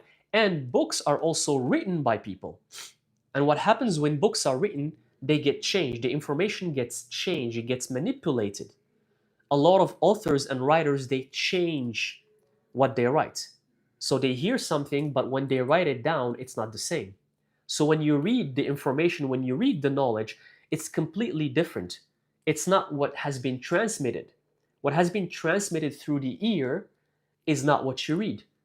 Anyone can write anything. You might read a book from the year 1535, and maybe it's a load of BS because someone crazy wrote it. Someone wrote something because they felt like writing it.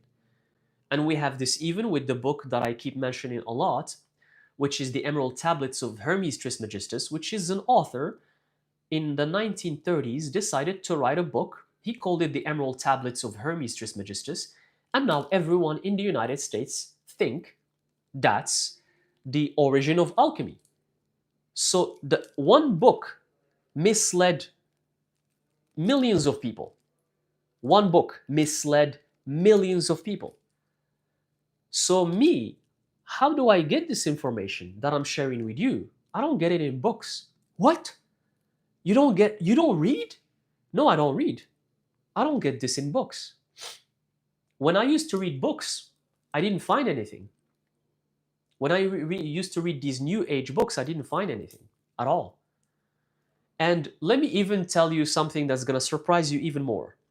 I'm polyglot. I speak 5 languages fluently. 5. Not 2, not 3, 5. And the knowledge I'm sharing with you in this channel, all of it, not some of it, all of it, I learned through another language. So I'm basically learning that and I'm translating it for you guys in English. The knowledge I'm learning that I'm sharing in this channel, I learn it through another language which is not English. Are you even more surprised? So even I'm gonna recommend some books, but it doesn't mean that these books they're gonna help you. I declared I wanted to carve my path, and the universe led me to certain sources and certain people where I'm learning orally from them. Oral tradition. I'm learning the old way, like the ancient Egyptians, like the ancient Greeks. I'm learning orally. The master says, and I learn through my ears. I don't read.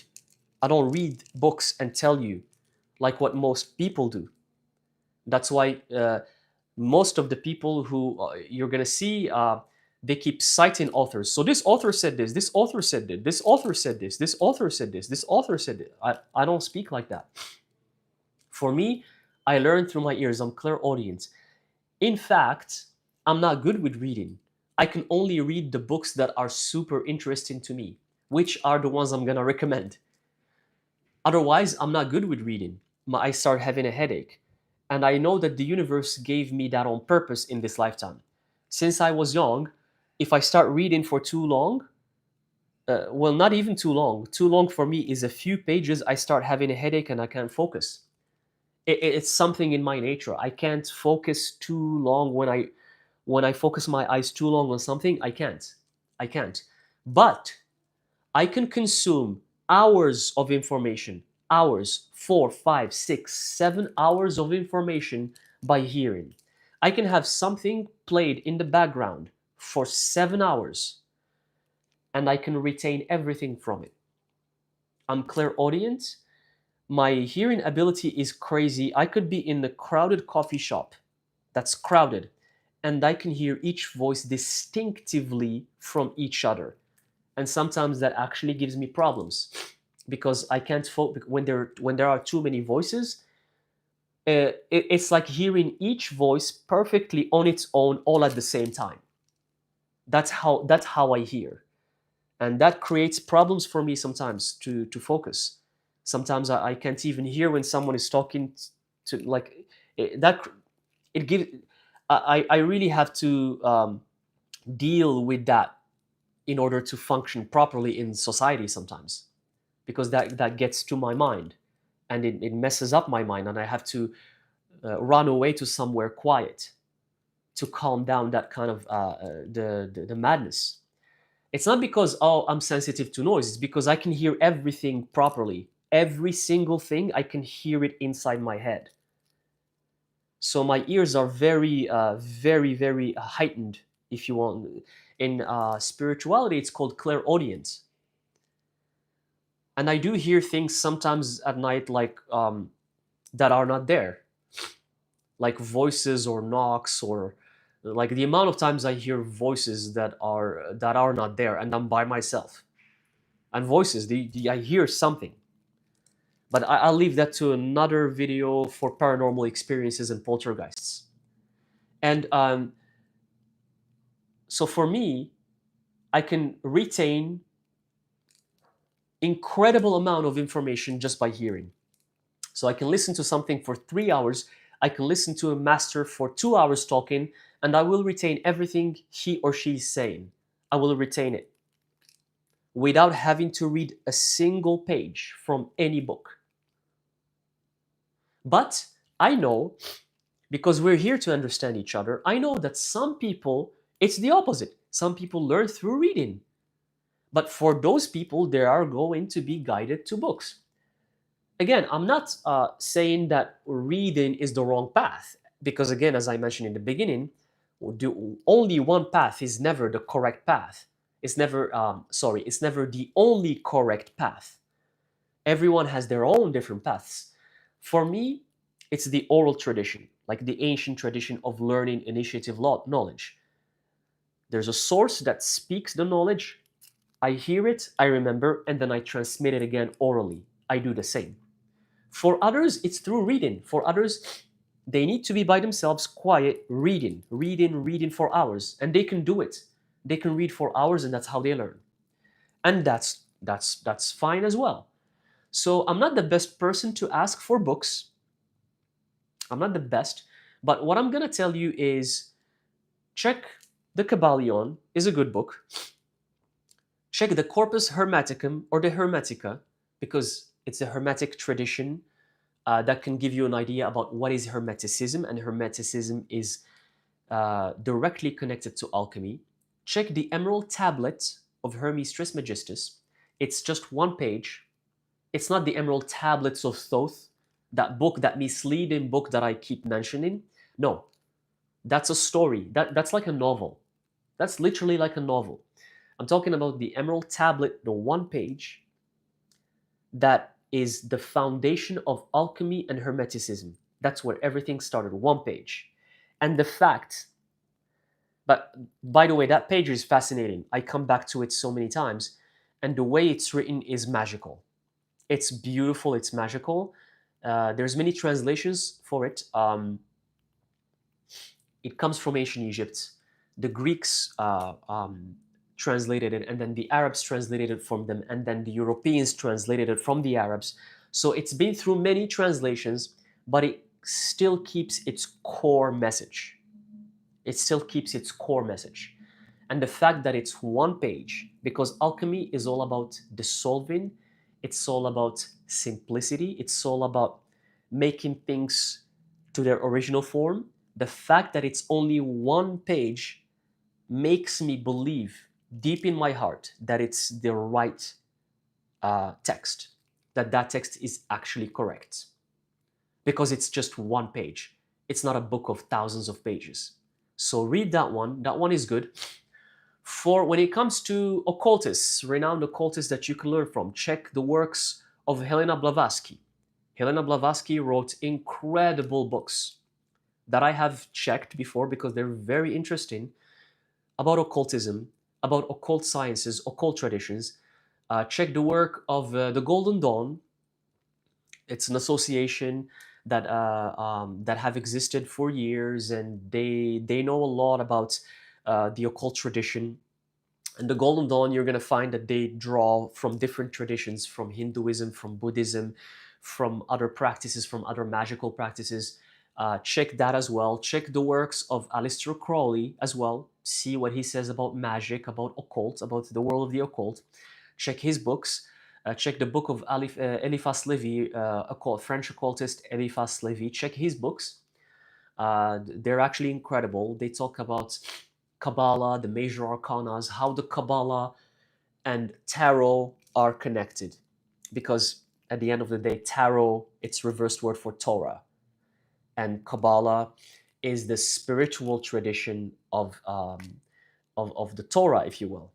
And so it's kind of, he was the first to make this connection, Eliphas Levi. He was the first to make this connection between the Kabbalah, the 22 letters of alphabet, the 22 major arcanas, and you can learn so much from his books as well. These are some of the books that I can recommend to go check, but always go to old sources. Don't go to recent books. You want to learn about the occult? Go to old sources. You can also check the work of Nicolas Flamel. He's written some amazing books. Go read them, but they're going to be confusing. They're not going to be easy to understand. Go read the work of alchemist Fulcanelli. He's another French alchemist. He has this amazing book called, which I've read. It's called The Mystery of the Cathedrals. He's written many books, but one of his prominent books is The Mystery of the Cathedrals by Fulcanelli.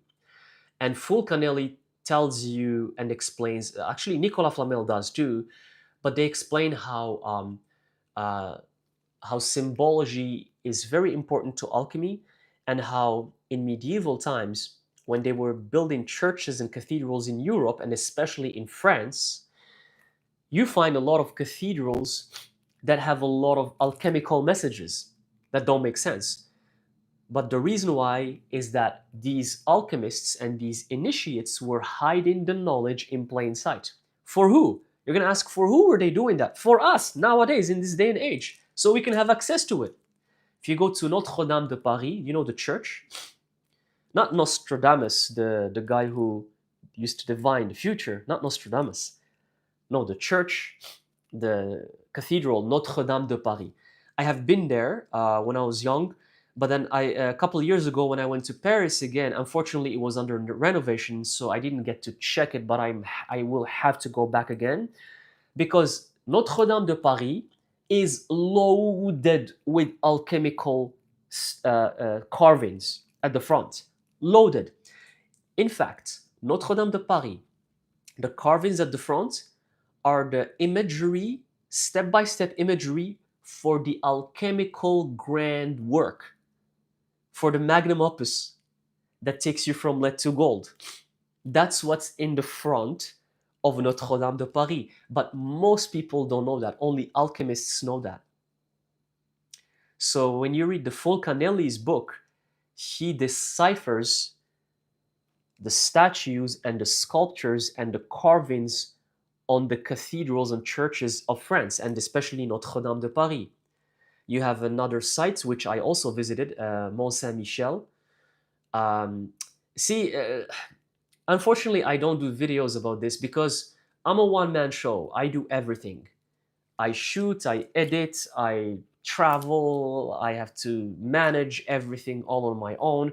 I self-taught myself everything from editing to graphics to the computer stuff to the camera to, and like I'm not at that level yet where I can show my travels. I have some incredible experiences, but it's not the right time yet to share them with you because I need to first understand that for myself and then I can share it with you. But it's unfortunate that I couldn't share my travel to Mont Saint-Michel. Mont Saint-Michel is like it's like a separate dimension that exists on Earth. It's in France. It's like a few hours drive from Paris. And it's like a little island, and it has this incredible cathedral at the top. And that whole thing is alchemical. It's loaded with alchemical symbology and alchemical history, because alchemists had planned to leave that kind of information in the building itself. And many movies show Mont Saint-Michel because when the water level rises, it becomes like a separate island. And it looks out of this world. It looks like you're not on Earth. And I went there 2 years ago when I did. I went with Ina Witch. We did like a France trip because France and Paris. Oh my goodness! If you want to learn the occult, if you want to learn about alchemy and the occult, I cannot recommend enough Paris.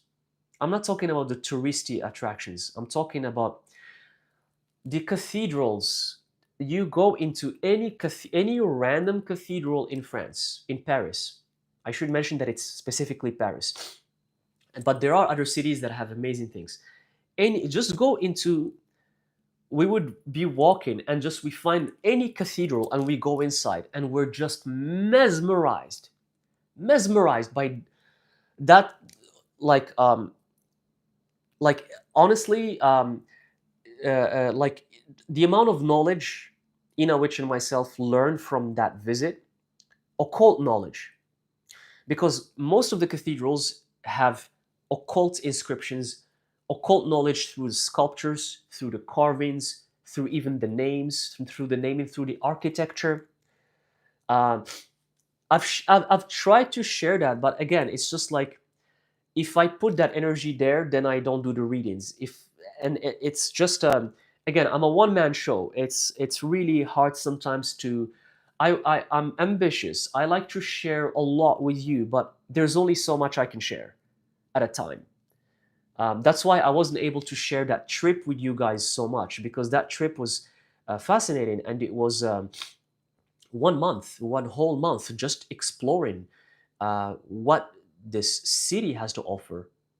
And it's really, if you want to learn about the history of Europe in terms of occult and initiative knowledge, I'm not talking about touristy stuff and gastronomy. That's not what I'm talking about. I'm talking about occult history, occult knowledge. I even went to the street where Nicolas Flamel used to live, and now there's a restaurant there. And I knocked on the restaurant door because I thought it's a museum. And the restaurant, it was like a fancy restaurant. And someone opened the door, and I'm like, "Is this the museum for Nicolas Flamel?" And they're like, "No, this just used to be his house. Right, so right now it's a restaurant." And the guy told me that many people come thinking it's a museum. He's like, "But come back for dinner because we have some really great food here." And I told him, "Okay, I maybe," but I did not, because my diet is very complicated, and there's a lot of things that I cannot eat.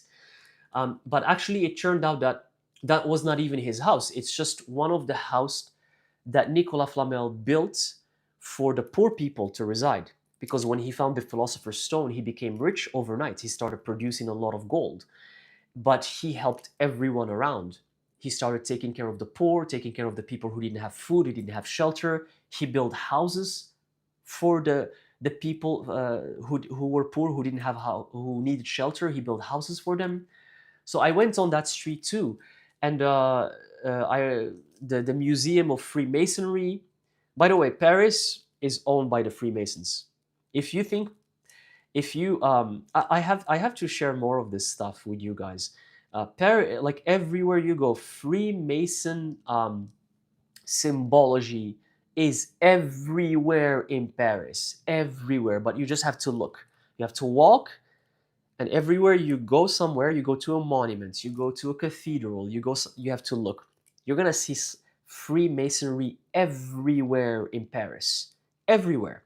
If you guys think Paris and the US or France and the US are separate things, you gotta wake up. You have to. Why do you think the Statue of Liberty was offered from France to New York? From France. It's the Freemasons of France who pointed that that's the new world we're building. Now we're transferring from Europe, from Paris, from France. This was to be the hub. Now we're gonna transfer our knowledge of Freemasonry, and we're gonna go build a new world, and that's why it's called New World Order. That's why the Statue of Liberty is not a present; it's a mark. Because the Freemasons, when they build something, they need to mark it. We are here. This is our thing. We are here. That's a mark. It's not a, oh, they just, but in history books in schools, they say, oh, they gifted it. It was a gift. Because the normal people are not supposed to know this information. Normal people they're supposed to just know that it was a gift. But yeah, Paris is, I'm not talking about visiting the Eiffel Tower and eating French food. I'm talking about going there with the intention to find like hidden knowledge and occult knowledge and alchemy knowledge by visiting cathedrals and churches and museums. My goodness, I couldn't recommend it enough. It's incredible. It's incredible. But if you go with the intention to only see that, yes, not tourism. You don't go there for tourism. You go with the intention to learn something. So Nicolas Flamel has written some amazing books. Fulcanelli, again, he explains what these churches and cathedrals, how alchemists basically risk their lives to put these carvings on churches. The church will commission the church to be built, the building, or a cathedral, and alchemists will infiltrate and put carvings there that are alchemical carvings to hide the knowledge for us, for you and me to see that and understand it and use it for our transformation. How noble is that? Incredible. Another tool that the alchemists and the occultists used is tarot with the major arcanas. Again, that's another tool.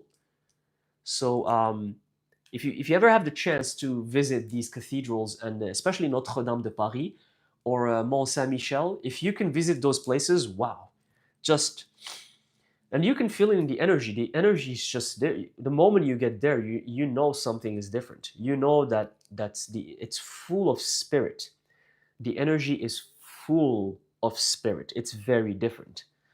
The same is in the church of the Camino del Santiago in Spain, or in French they call it Saint Jacques de Compostelle, because that also plays a big alchemical role in the tradition of alchemy in general.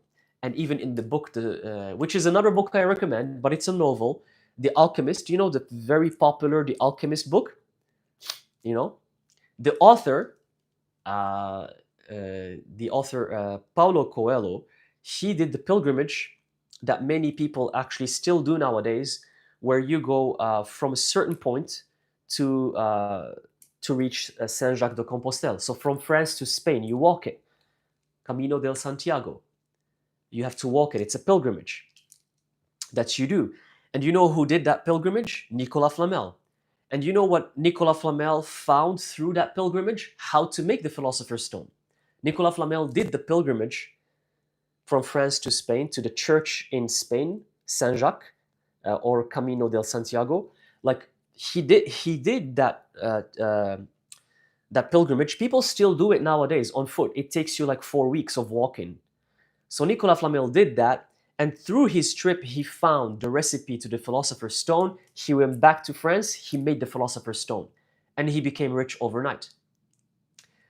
Again, there's so much about alchemy that I'm gonna keep sharing with you guys. I just don't want to confuse you with all of this stuff.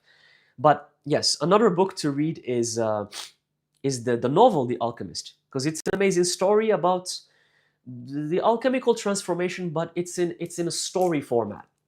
It's in a story format. Another book is you can check the works of Paracelsus, but the works of Paracelsus and John Dee, they're a little bit more complicated, and they revolve around creating drugs and medicines. That's almost like the transferring to chemistry almost. But they were alchemists. Isaac Newton was an alchemist too.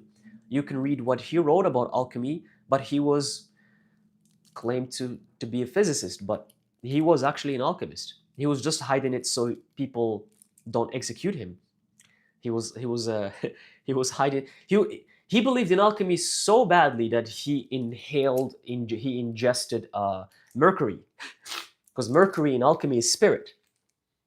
And some delusional alchemists, they used to think that by inhaling the metal mercury, because it's the representation of spirit, they thought that by inhaling by ingesting mercury, the metal mercury, you're gonna reach spirits, and then they die. So yeah, there's a lot of elements to this thing. But Isaac Newton, he was an alchemist, and even the physicists who used the whatever Isaac Newton wrote in his books, they know that he was an alchemist. This is not like some hidden information. Everyone knows that. Everyone knows that he was an alchemist. Everyone knows that. So these are the books that I can recommend. But I personally don't learn from books. I go to sources, to people, and I learn from them. And I don't even learn from English. I learn from another language. But every time I transfer to you, I transmit to you, I translate to English. And I try to make sure that my translations are always properly done. But this knowledge is available in English too, but not within the same details. Sometimes in English, a lot of details are they're mistranslated, or they don't exist. And the alchemists that written stuff in English, like John Dee, because he was from England, he was an alchemist and a mage as well. But some of the stuff he wrote about is a little bit different. It's not like the alchemists that came from Europe, from France, or from like actually France was the hub of alchemy. France was the hub of. That's why most alchemists are French. The early alchemists, they were French, and before them it was the Arabs. It was the Arabs in North Africa, and before them it was the Greeks, and before the Greeks it was the Egyptians. So that's how you know who had the knowledge, the original knowledge. So you can check these books and see where the universe is gonna lead you. Where is the universe gonna the path that you're supposed to take?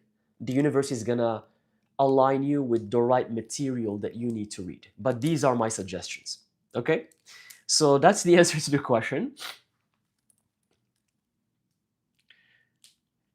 Let's see. Let's see. I'm gonna see if there's anything else here. Bella Blood Moon said, "Well, that's one way to reach spirit. It's about Mercury, yeah, right?"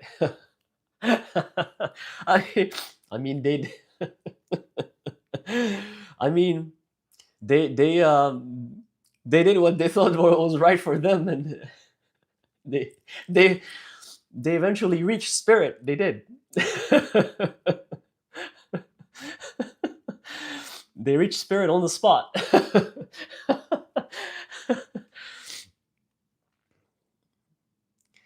Yeah. So, yeah, The Magician of Elizabeth, John Dee. Yeah. You can read his material. He's done a lot of amazing work as well. But most of the knowledge where I get my stuff from is not from what John Dee wrote, but he was an alchemist, and he also claimed that he's reached the Philosopher's Stone. And again, if your path leads you to read his material, then by all means, of course. But he also played a big role in alchemy and magic and occult sciences, John Dee, of course.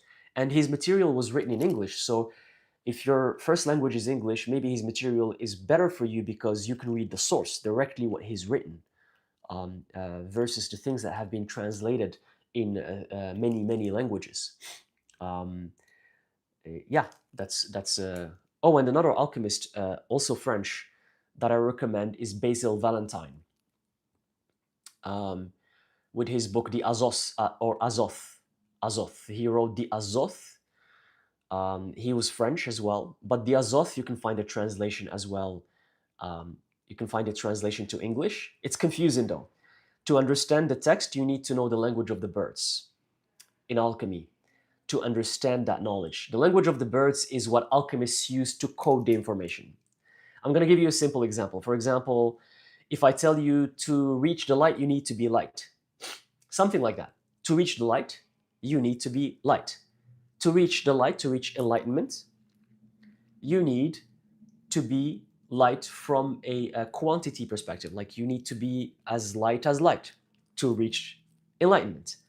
That's how the language of the bird works. It's kind of a wordplay where you can hide information.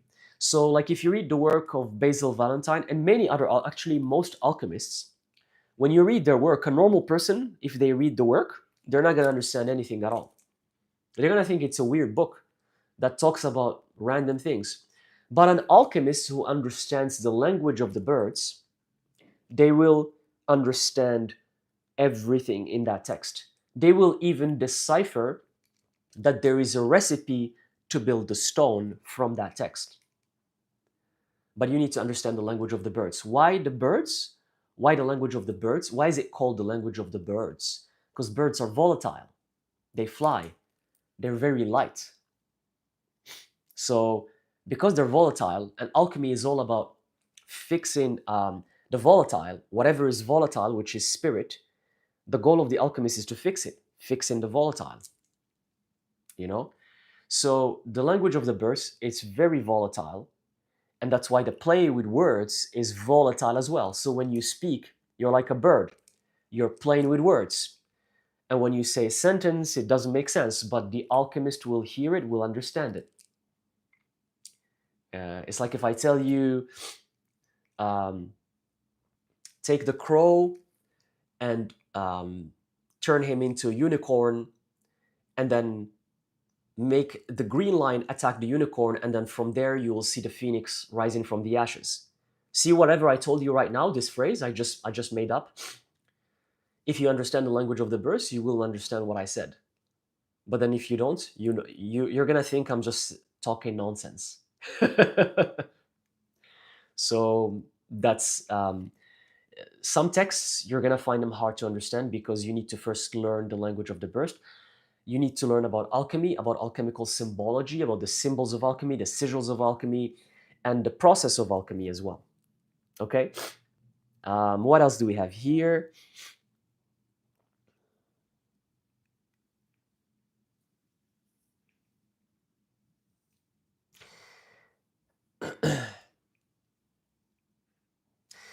Let's see if uh,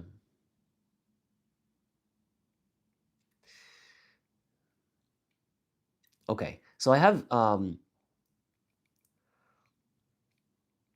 one more question here that I want to address. Okay, before that, um, yeah, thoughts on crystals. Bella Blood Moon. She said thoughts on crystals. Yeah, crystals are like crystals are wonderful, and that's why we're so attracted to them because they have existed for millions of years on Earth, way before us, and that's why they have that stillness because they have wisdom. Again, a wise person, a sage or a wise person, they're still. They're not moving. They're not jumping up around. The Buddha, when you saw him, he was always still. He was moving.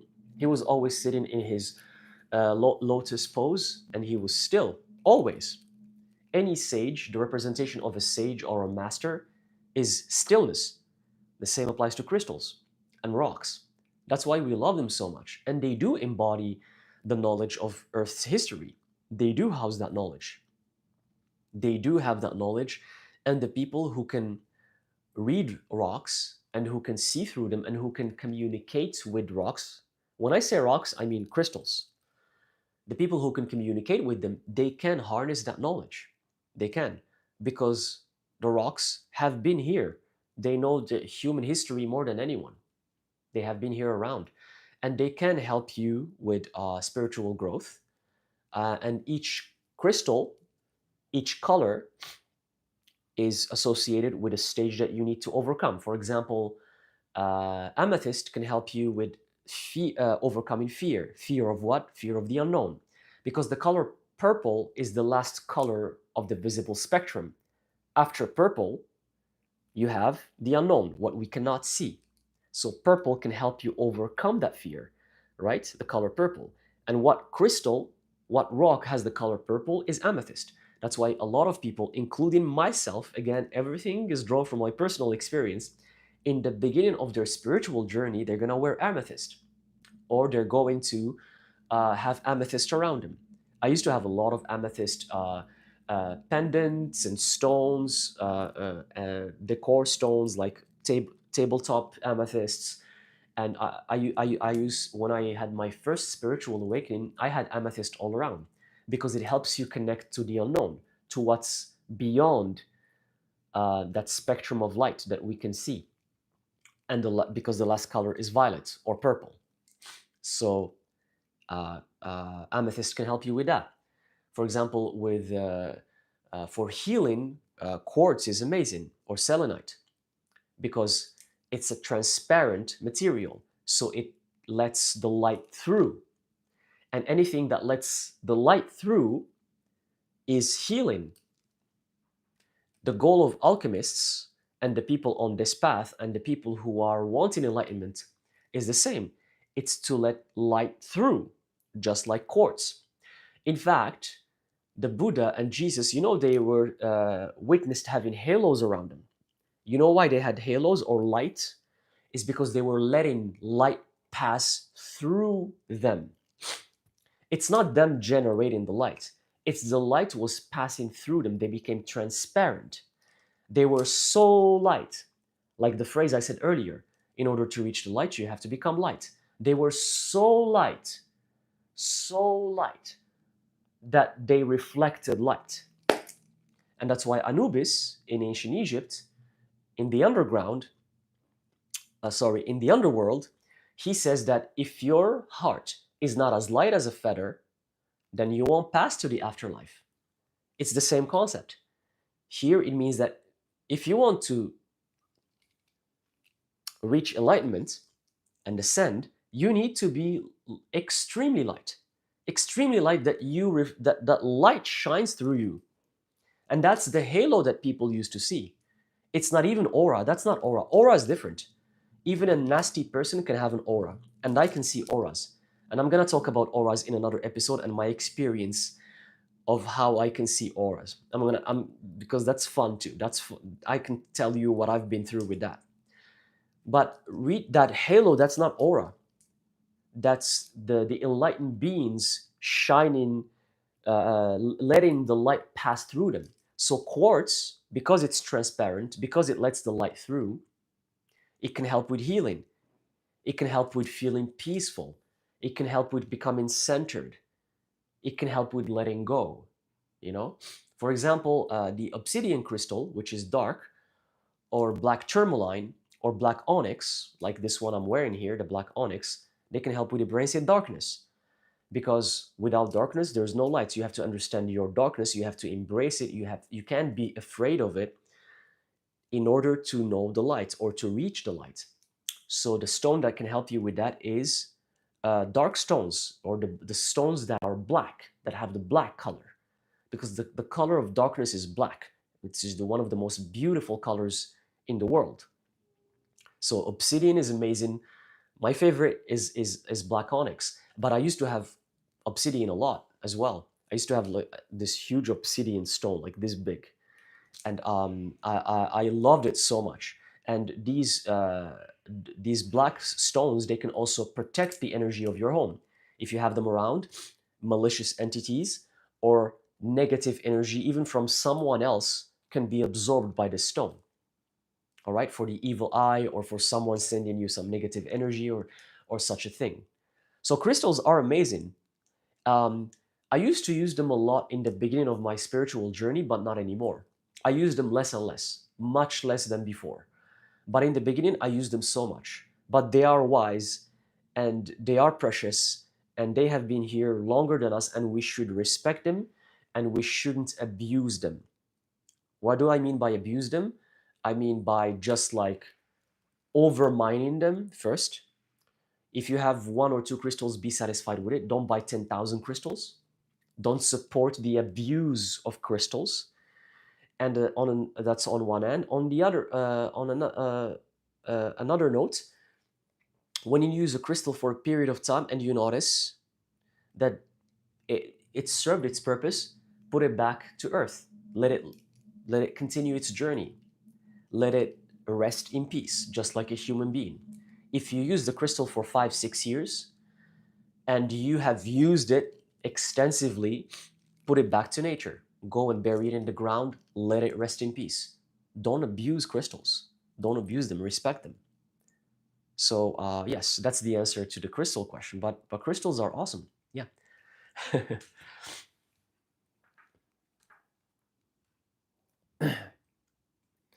So one other one other like question that I have here is someone asked. They said they want to connect with Lucifer and how to communicate with him. It's from Moon and Magic 967. If you want to connect with Lucifer, it's all about first understanding, and this goes to any entity or guardian demon. It's understanding, who are you connecting with? Who is this entity? Do research about them, know who they are.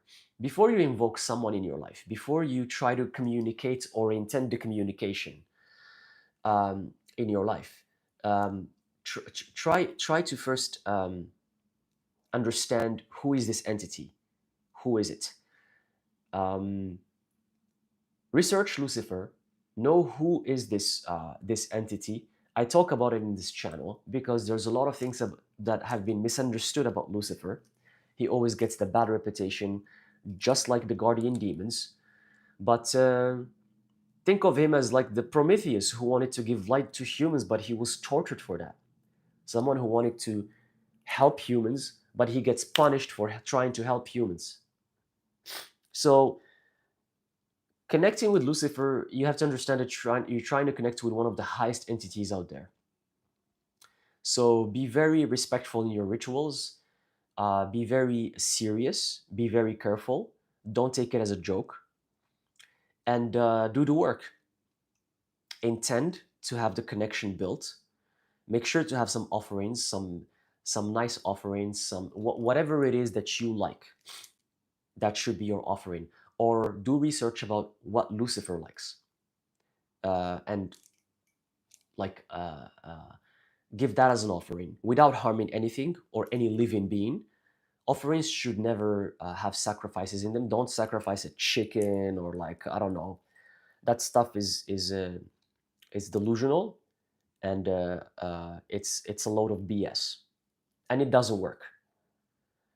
And if some people are doing that, they're just stupid around the world. I don't care who you are. I think it's stupid. Go ahead and tell it to them.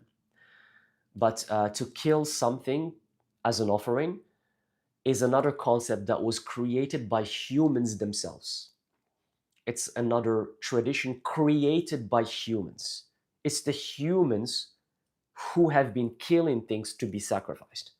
So why should I trust that? It has nothing to do with anything divine. So give some nice offerings, do your rituals, make sure that your intentions are pure, you're serious, you're respectful, and good luck with the connection to Lucifer, because connecting with Lucifer, there's nothing guaranteed. That's such a high, like powerful entity is gonna show up. He was at the level of the highest daimons. So there's no, as above so below. I'm telling you, like, if you want to connect to some human, I'm not even talking about spirit, some human that's high in society, you probably know what it takes to get there, let alone a higher entity. It works the same. So, but if that's what you want, try it. Just be respectful. Take it seriously. Don't think it's a game or it's a joke, because there are entities that are working for Lucifer's, and there are under him, and they are making sure that his energy is protected. So don't insult them. Maybe, of course, he's not gonna hear you, but they might hear you. So make sure you're respectful when you do that. That's one way you can connect. More than this, I can't really tell you, because first of all, see, people, they want in there are many steps to this path or to this field. People always want here. Start here first. Oh, Lucifer, Lucifer, Lucifer. Start first of all just by connecting to your own guardians who are around you all the time. Know their names.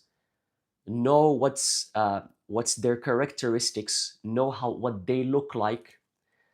Learn about them first before going to trying to connect with Lucifer. What about the ones that are trying to help you all the time? Your own guardians that are trying to connect to you. Learn about them. Try to invoke them. Try to learn how to hear them first. Why are you trying to reach Lucifer? Because there's no guarantee that Lucifer is even around. There's no guarantee that Lucifer is around here. He's a much higher being. Much, much higher being. The same way as the Anunnaki, because the Anunnaki is just another word for them, the higher beings. There's no proof that they're around. And if they're in a parallel dimension or a higher dimension of existence that we cannot access, then in order for us to access that dimension, we need to do a lot of work. That's why this enlightenment and this ascension is important. Once you get to that enlightenment, once you get to that ascension, then you can access the dimension where they exist. And when you access the dimension where they exist, then you can establish the connection. But you're a mere human being. You're a mere human being, and you think that Lucifer is gonna hear you? I hate to break it down for you guys, but there's a lot of misunderstanding in this field. There's a lot of miscommunication in this whole thing. Like, I'm just trying not to sugarcoat things for you, but again, it doesn't hurt. Ask for Lucifer's help. Call him. Invoke him. It doesn't hurt. But I'm just telling you the odds. What are the odds of connecting with him or not? First of all, work on yourself. Do the work for yourself first, before you decide to connect to someone as high as Lucifer, or it applies to even Archangel Michael. It's like everyone is obsessed with Archangel Michael, especially the people who say light, light, light, light, light, light, light, light, light, light this, like that. You think Archangel Michael has nothing else to do but to come to you?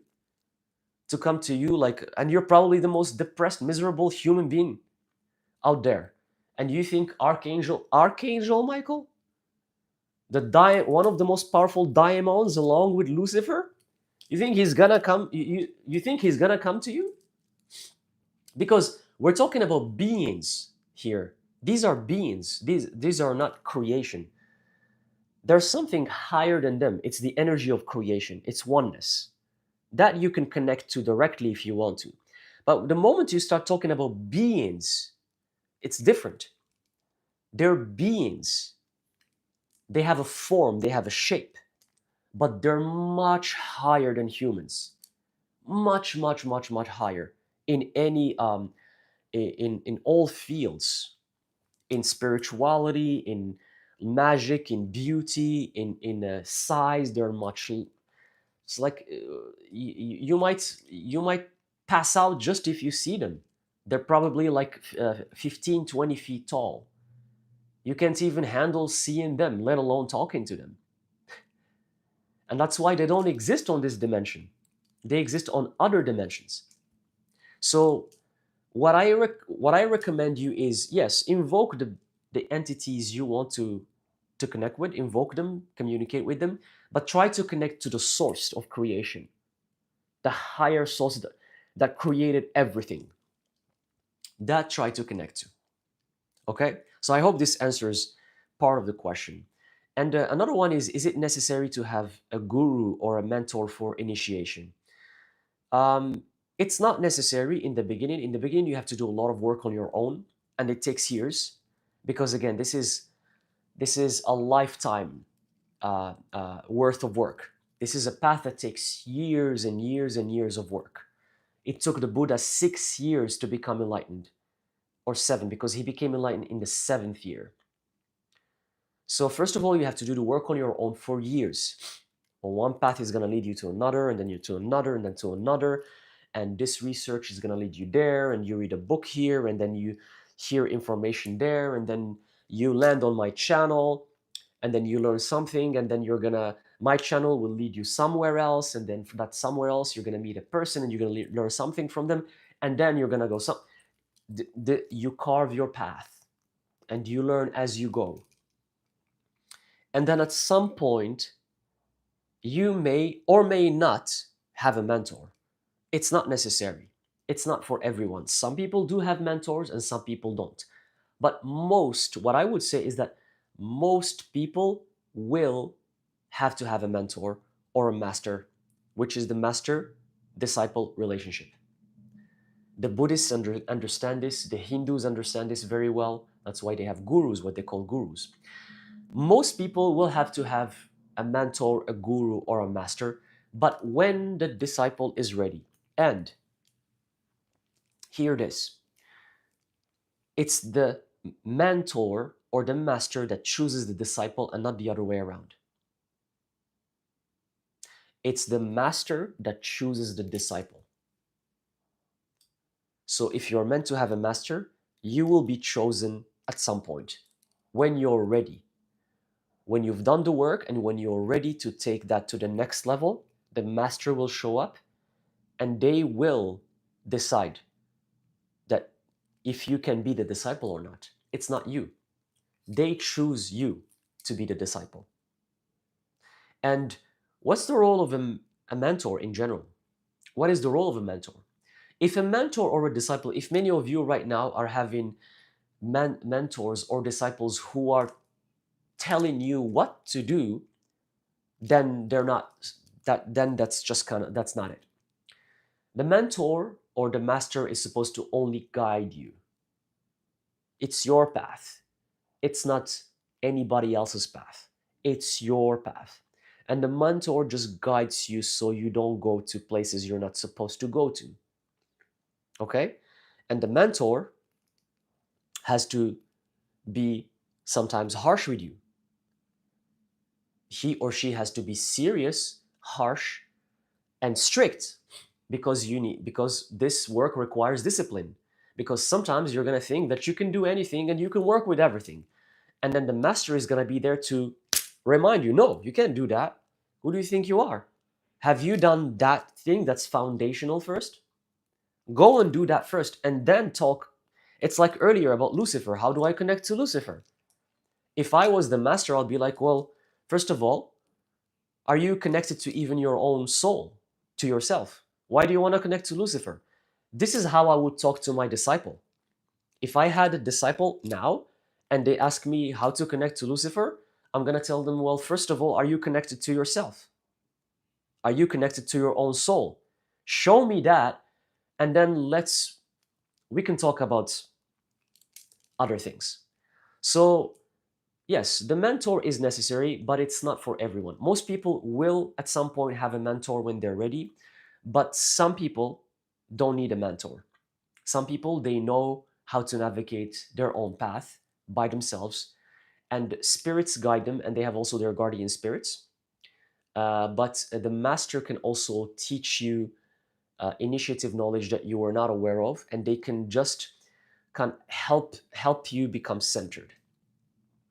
In Buddhism as well, like you have some of the monks that gets initiated, they get to a point where where the master have to center the disciple, and they do a certain ritual where they just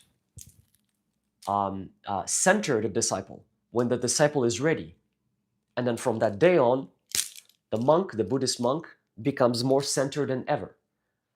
But prior to that, the monk has to do years of work to get to that point. So sometimes the master can initiate you to the next level. It's like they open a door for you. Spiritually speaking, they come and they open a new door for you. Something in your energy or something in your spirit, they come and they're like, okay, you're ready. It's time for it to be open, and they open it for you. And it's part of their mission as a master, or I call them masters, because for me it's master disciple. Mentor is more like, it's used for now people use it for everything. Oh, my mentor, like a lot of people in business and entrepreneurs like to use mentor. It's like almost a trend. My mentor did this to me, my mentor told me this. My No, for me it's master disciple. That's it. you know Mentor is kind of fluffy. It sounds like a trend. It's like you're talking about some love and light thing. It's like these people who just say love and light just because it's trend. I'm being trendy right now. So if you're meant to have a master, you will have a master, and it could be a man or a woman, either or. This doesn't apply only to one sex or one gender or whatever you want to call it. It could be your master could be a woman, or it could be a man, and you, the disciple, you could be either or as well. So yeah, but that's the answer to that question. Let's maybe pick one more question, and I before I end this live, I'm not sure for how long this has been going on. It's been a while. Let's see. Okay.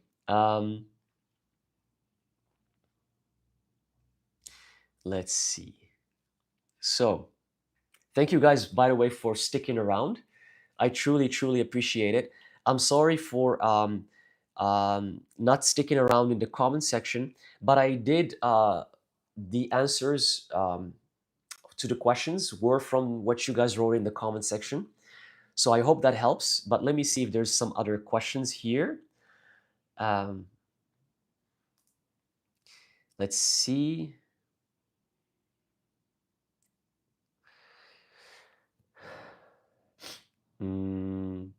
Like, I'm looking for a question that everyone can benefit from. Something that if I answer that it can.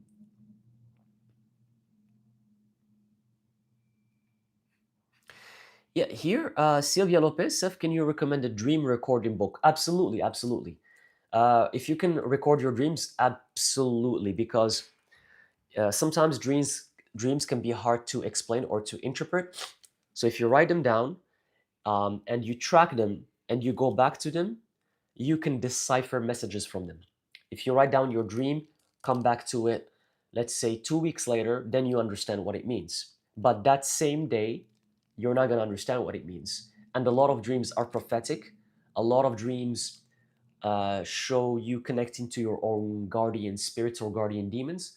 In a lot of dreams, you have answers to what you need to do in life. In a lot of dreams, you have ideas about the goals or the projects that you need to take on. Dreams actually have a lot of answers for our lives. And you're going to ask, how come? It's because you know where you are in your dream state. You're in the spirit realm. You're in the spiritual plane. You're accessing spirit. You're accessing the Akashic records. So you're going to find the answers you're looking for. You're going to find everything you're looking for. But because the spirit realm is very complicated and it has many layers and many dimensions to it, sometimes you end up in the dimensions that are scary, that have bad entities and bad spirits that give you nightmares. Those exist as well. The bad and the good. It's like it's a yin and yang. They're both there. So that's why sometimes the dreams are nightmares and they're scary, and because you are in parts of the spirit realm that are scary. That's the simple explanation of it. And in other times, you are in areas where you know the answers, you get inspired, you have prophetic visions, you connect with your guardian spirits. So absolutely, actually, Sylvia, that's amazing. Yes, I highly recommend it, and I think everyone watching this should do it. And remember that when you sleep, you're just going back to the spirit realm. In alchemy, the three essential substances: corpus, animus, spiritus, or corpus, anima, spiritus. Corpus is the body, we're here, right? Anima, your soul, what makes you who you are. And spirit is the spirit realm. So the body is you, is the physical reality. It's half-half. Body, spirit, and then your soul.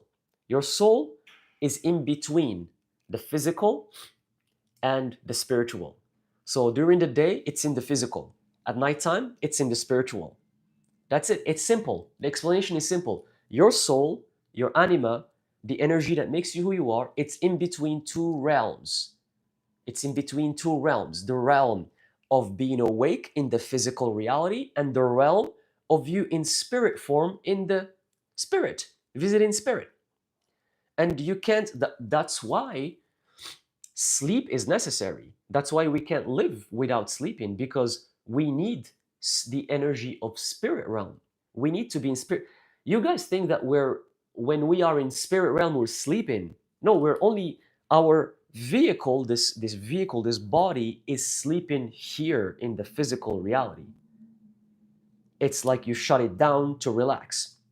But then our anima, our soul, our anima is awake in the spirit realm for 8 hours or 7 hours or how many hours you sleep. It's awake. And you're going to find out that if you're highly connected to spirit, you probably sleep more than others. You probably sleep a lot more because you love it there, because you're roaming a lot in the spirit realm. God knows what you're doing there. And the reason why you don't remember much of where you were in the spirit realm when you come back to your body is so it doesn't interfere with your physical life. Because imagine if you remembered everything. If you remember everything from the spirit realm and you from sleeping, and you come back to your physical body, you're going to be so shocked, you're not going to be able to do anything during the day. You're just going to be shocked. That's why when you come back to the physical body, you don't remember. And the only thing you remember is the dreams, some parts of that fun you were having in the spirit realm. And that's why sometimes you have dreams that don't make sense. Sometimes you have dreams of you with your ancestors or with... I just have actually recently a dream where I sensed the energy of my grandfather who passed away more than a decade ago.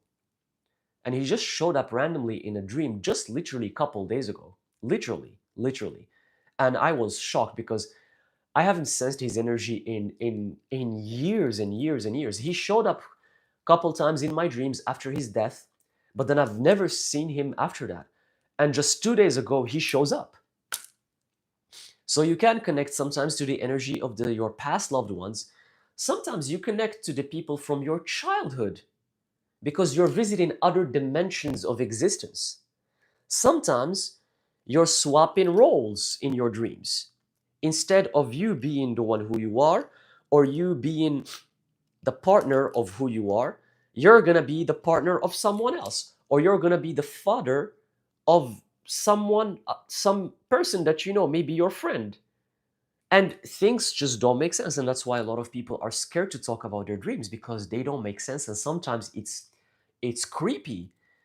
Don't be scared. You're just visiting other dimensions of existence where other possibilities are happening. That's what you're experiencing. But sometimes you're doing that. Sometimes you're accessing the Akashic records to find solutions for your problems in your daily life. Sometimes you're having prophetic dreams that you need to know. You need to do to know what's gonna happen. So recording your dreams is amazing, Sylvia. Yeah, yeah, it's an amazing recommendation. Thank you for asking that. Let's see.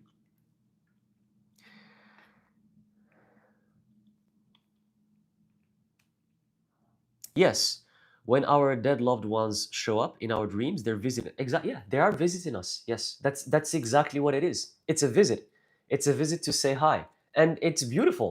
It's beautiful. It's because they're continuing their path, and maybe an imprint of their energy is left in the spirit realm. Maybe they reincarnated. Maybe they moved on to another dimension. But the Akasha, or the Akashic records, or the spirit realm, there's imprints of energy that are still there of everyone and everything that has ever happened. And that is a visit. When someone that you haven't seen in a long time and you meet, or someone who passed away and you see them in your dreams, they're visiting, you know. So which is beautiful.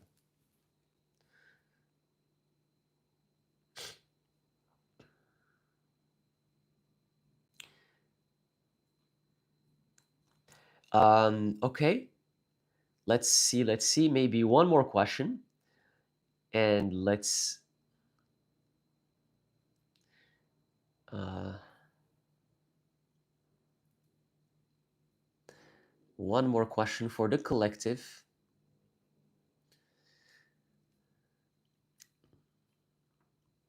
Something, uh, is it for you guys, where you guys are? Is it nighttime over there? Is it nighttime or is it daytime? Because for me, it's daytime. What about you guys? Is it nighttime?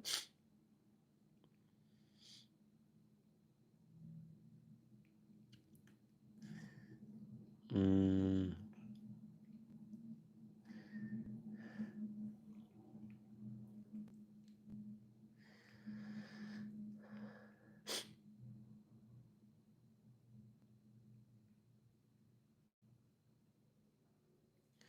I'm reading. I'm reading. Like, there's a lot of your comments.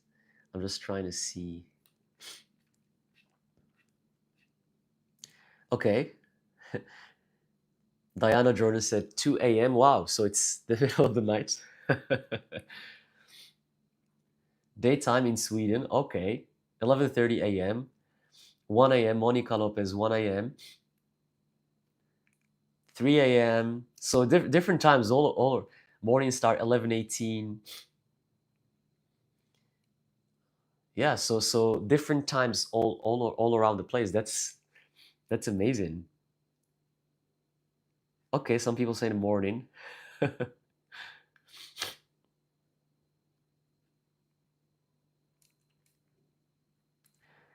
That's actually the beauty of this thing, of these lives. Actually, um, it's um, it's to connect with people all around the world at the same time. And the reason I've been trying to do them more and more, but it all has to do with, first of all, internet connection. You have to have an amazing connection so they don't lag. So I hope this connection is doing well. And also, um, I was checking. Well, I've been aware about this, but my north node in astrology, if you know astrology, you know north nodes and south nodes are very important.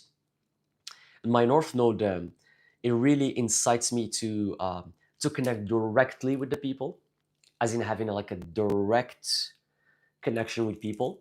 And I was thinking maybe these lives are one way to do that, is to have this direct connection with you guys and to just to uh, um, to kind of feel the energy while it's happening live without a delay, you know.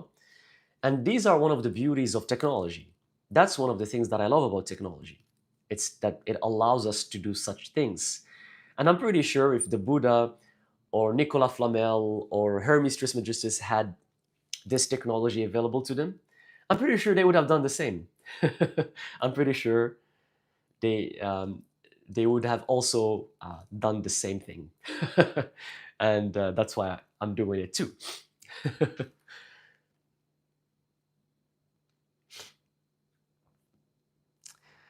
Iskra saying why I feel like you're playing a role like my master.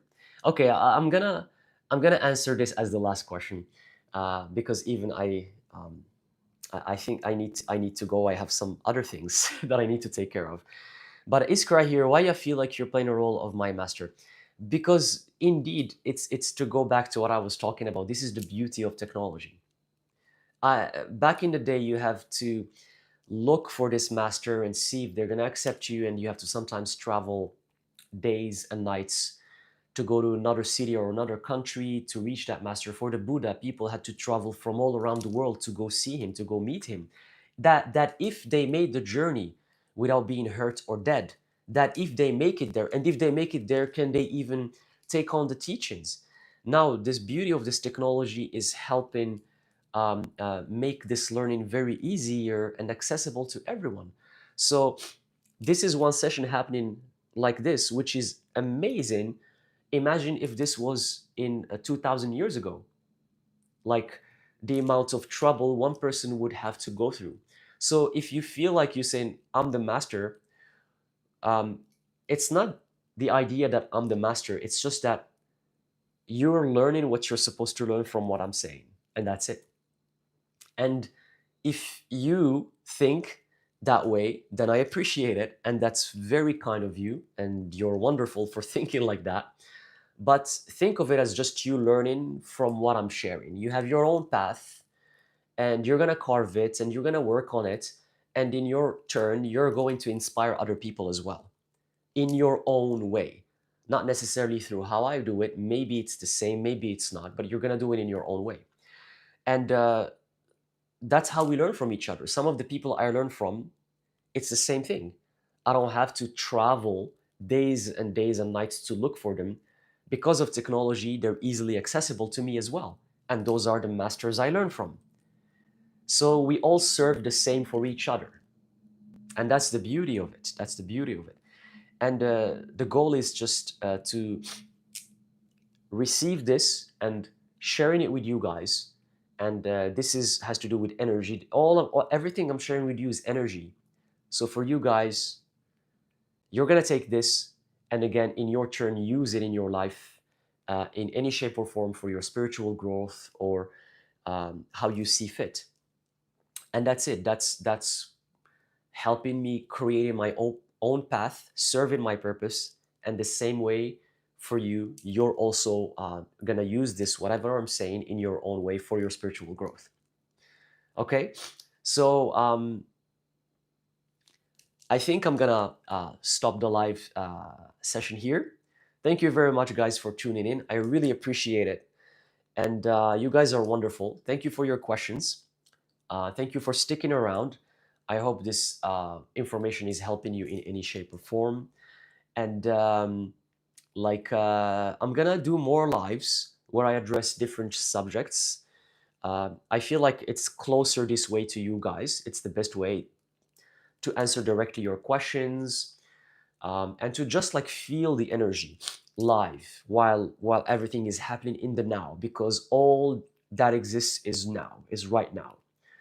And yeah, thank you, Janie, for the donation. I appreciate it. Thank you so much. That's very kind of you. That's very kind of you. All right, guys. Thank you for tuning in.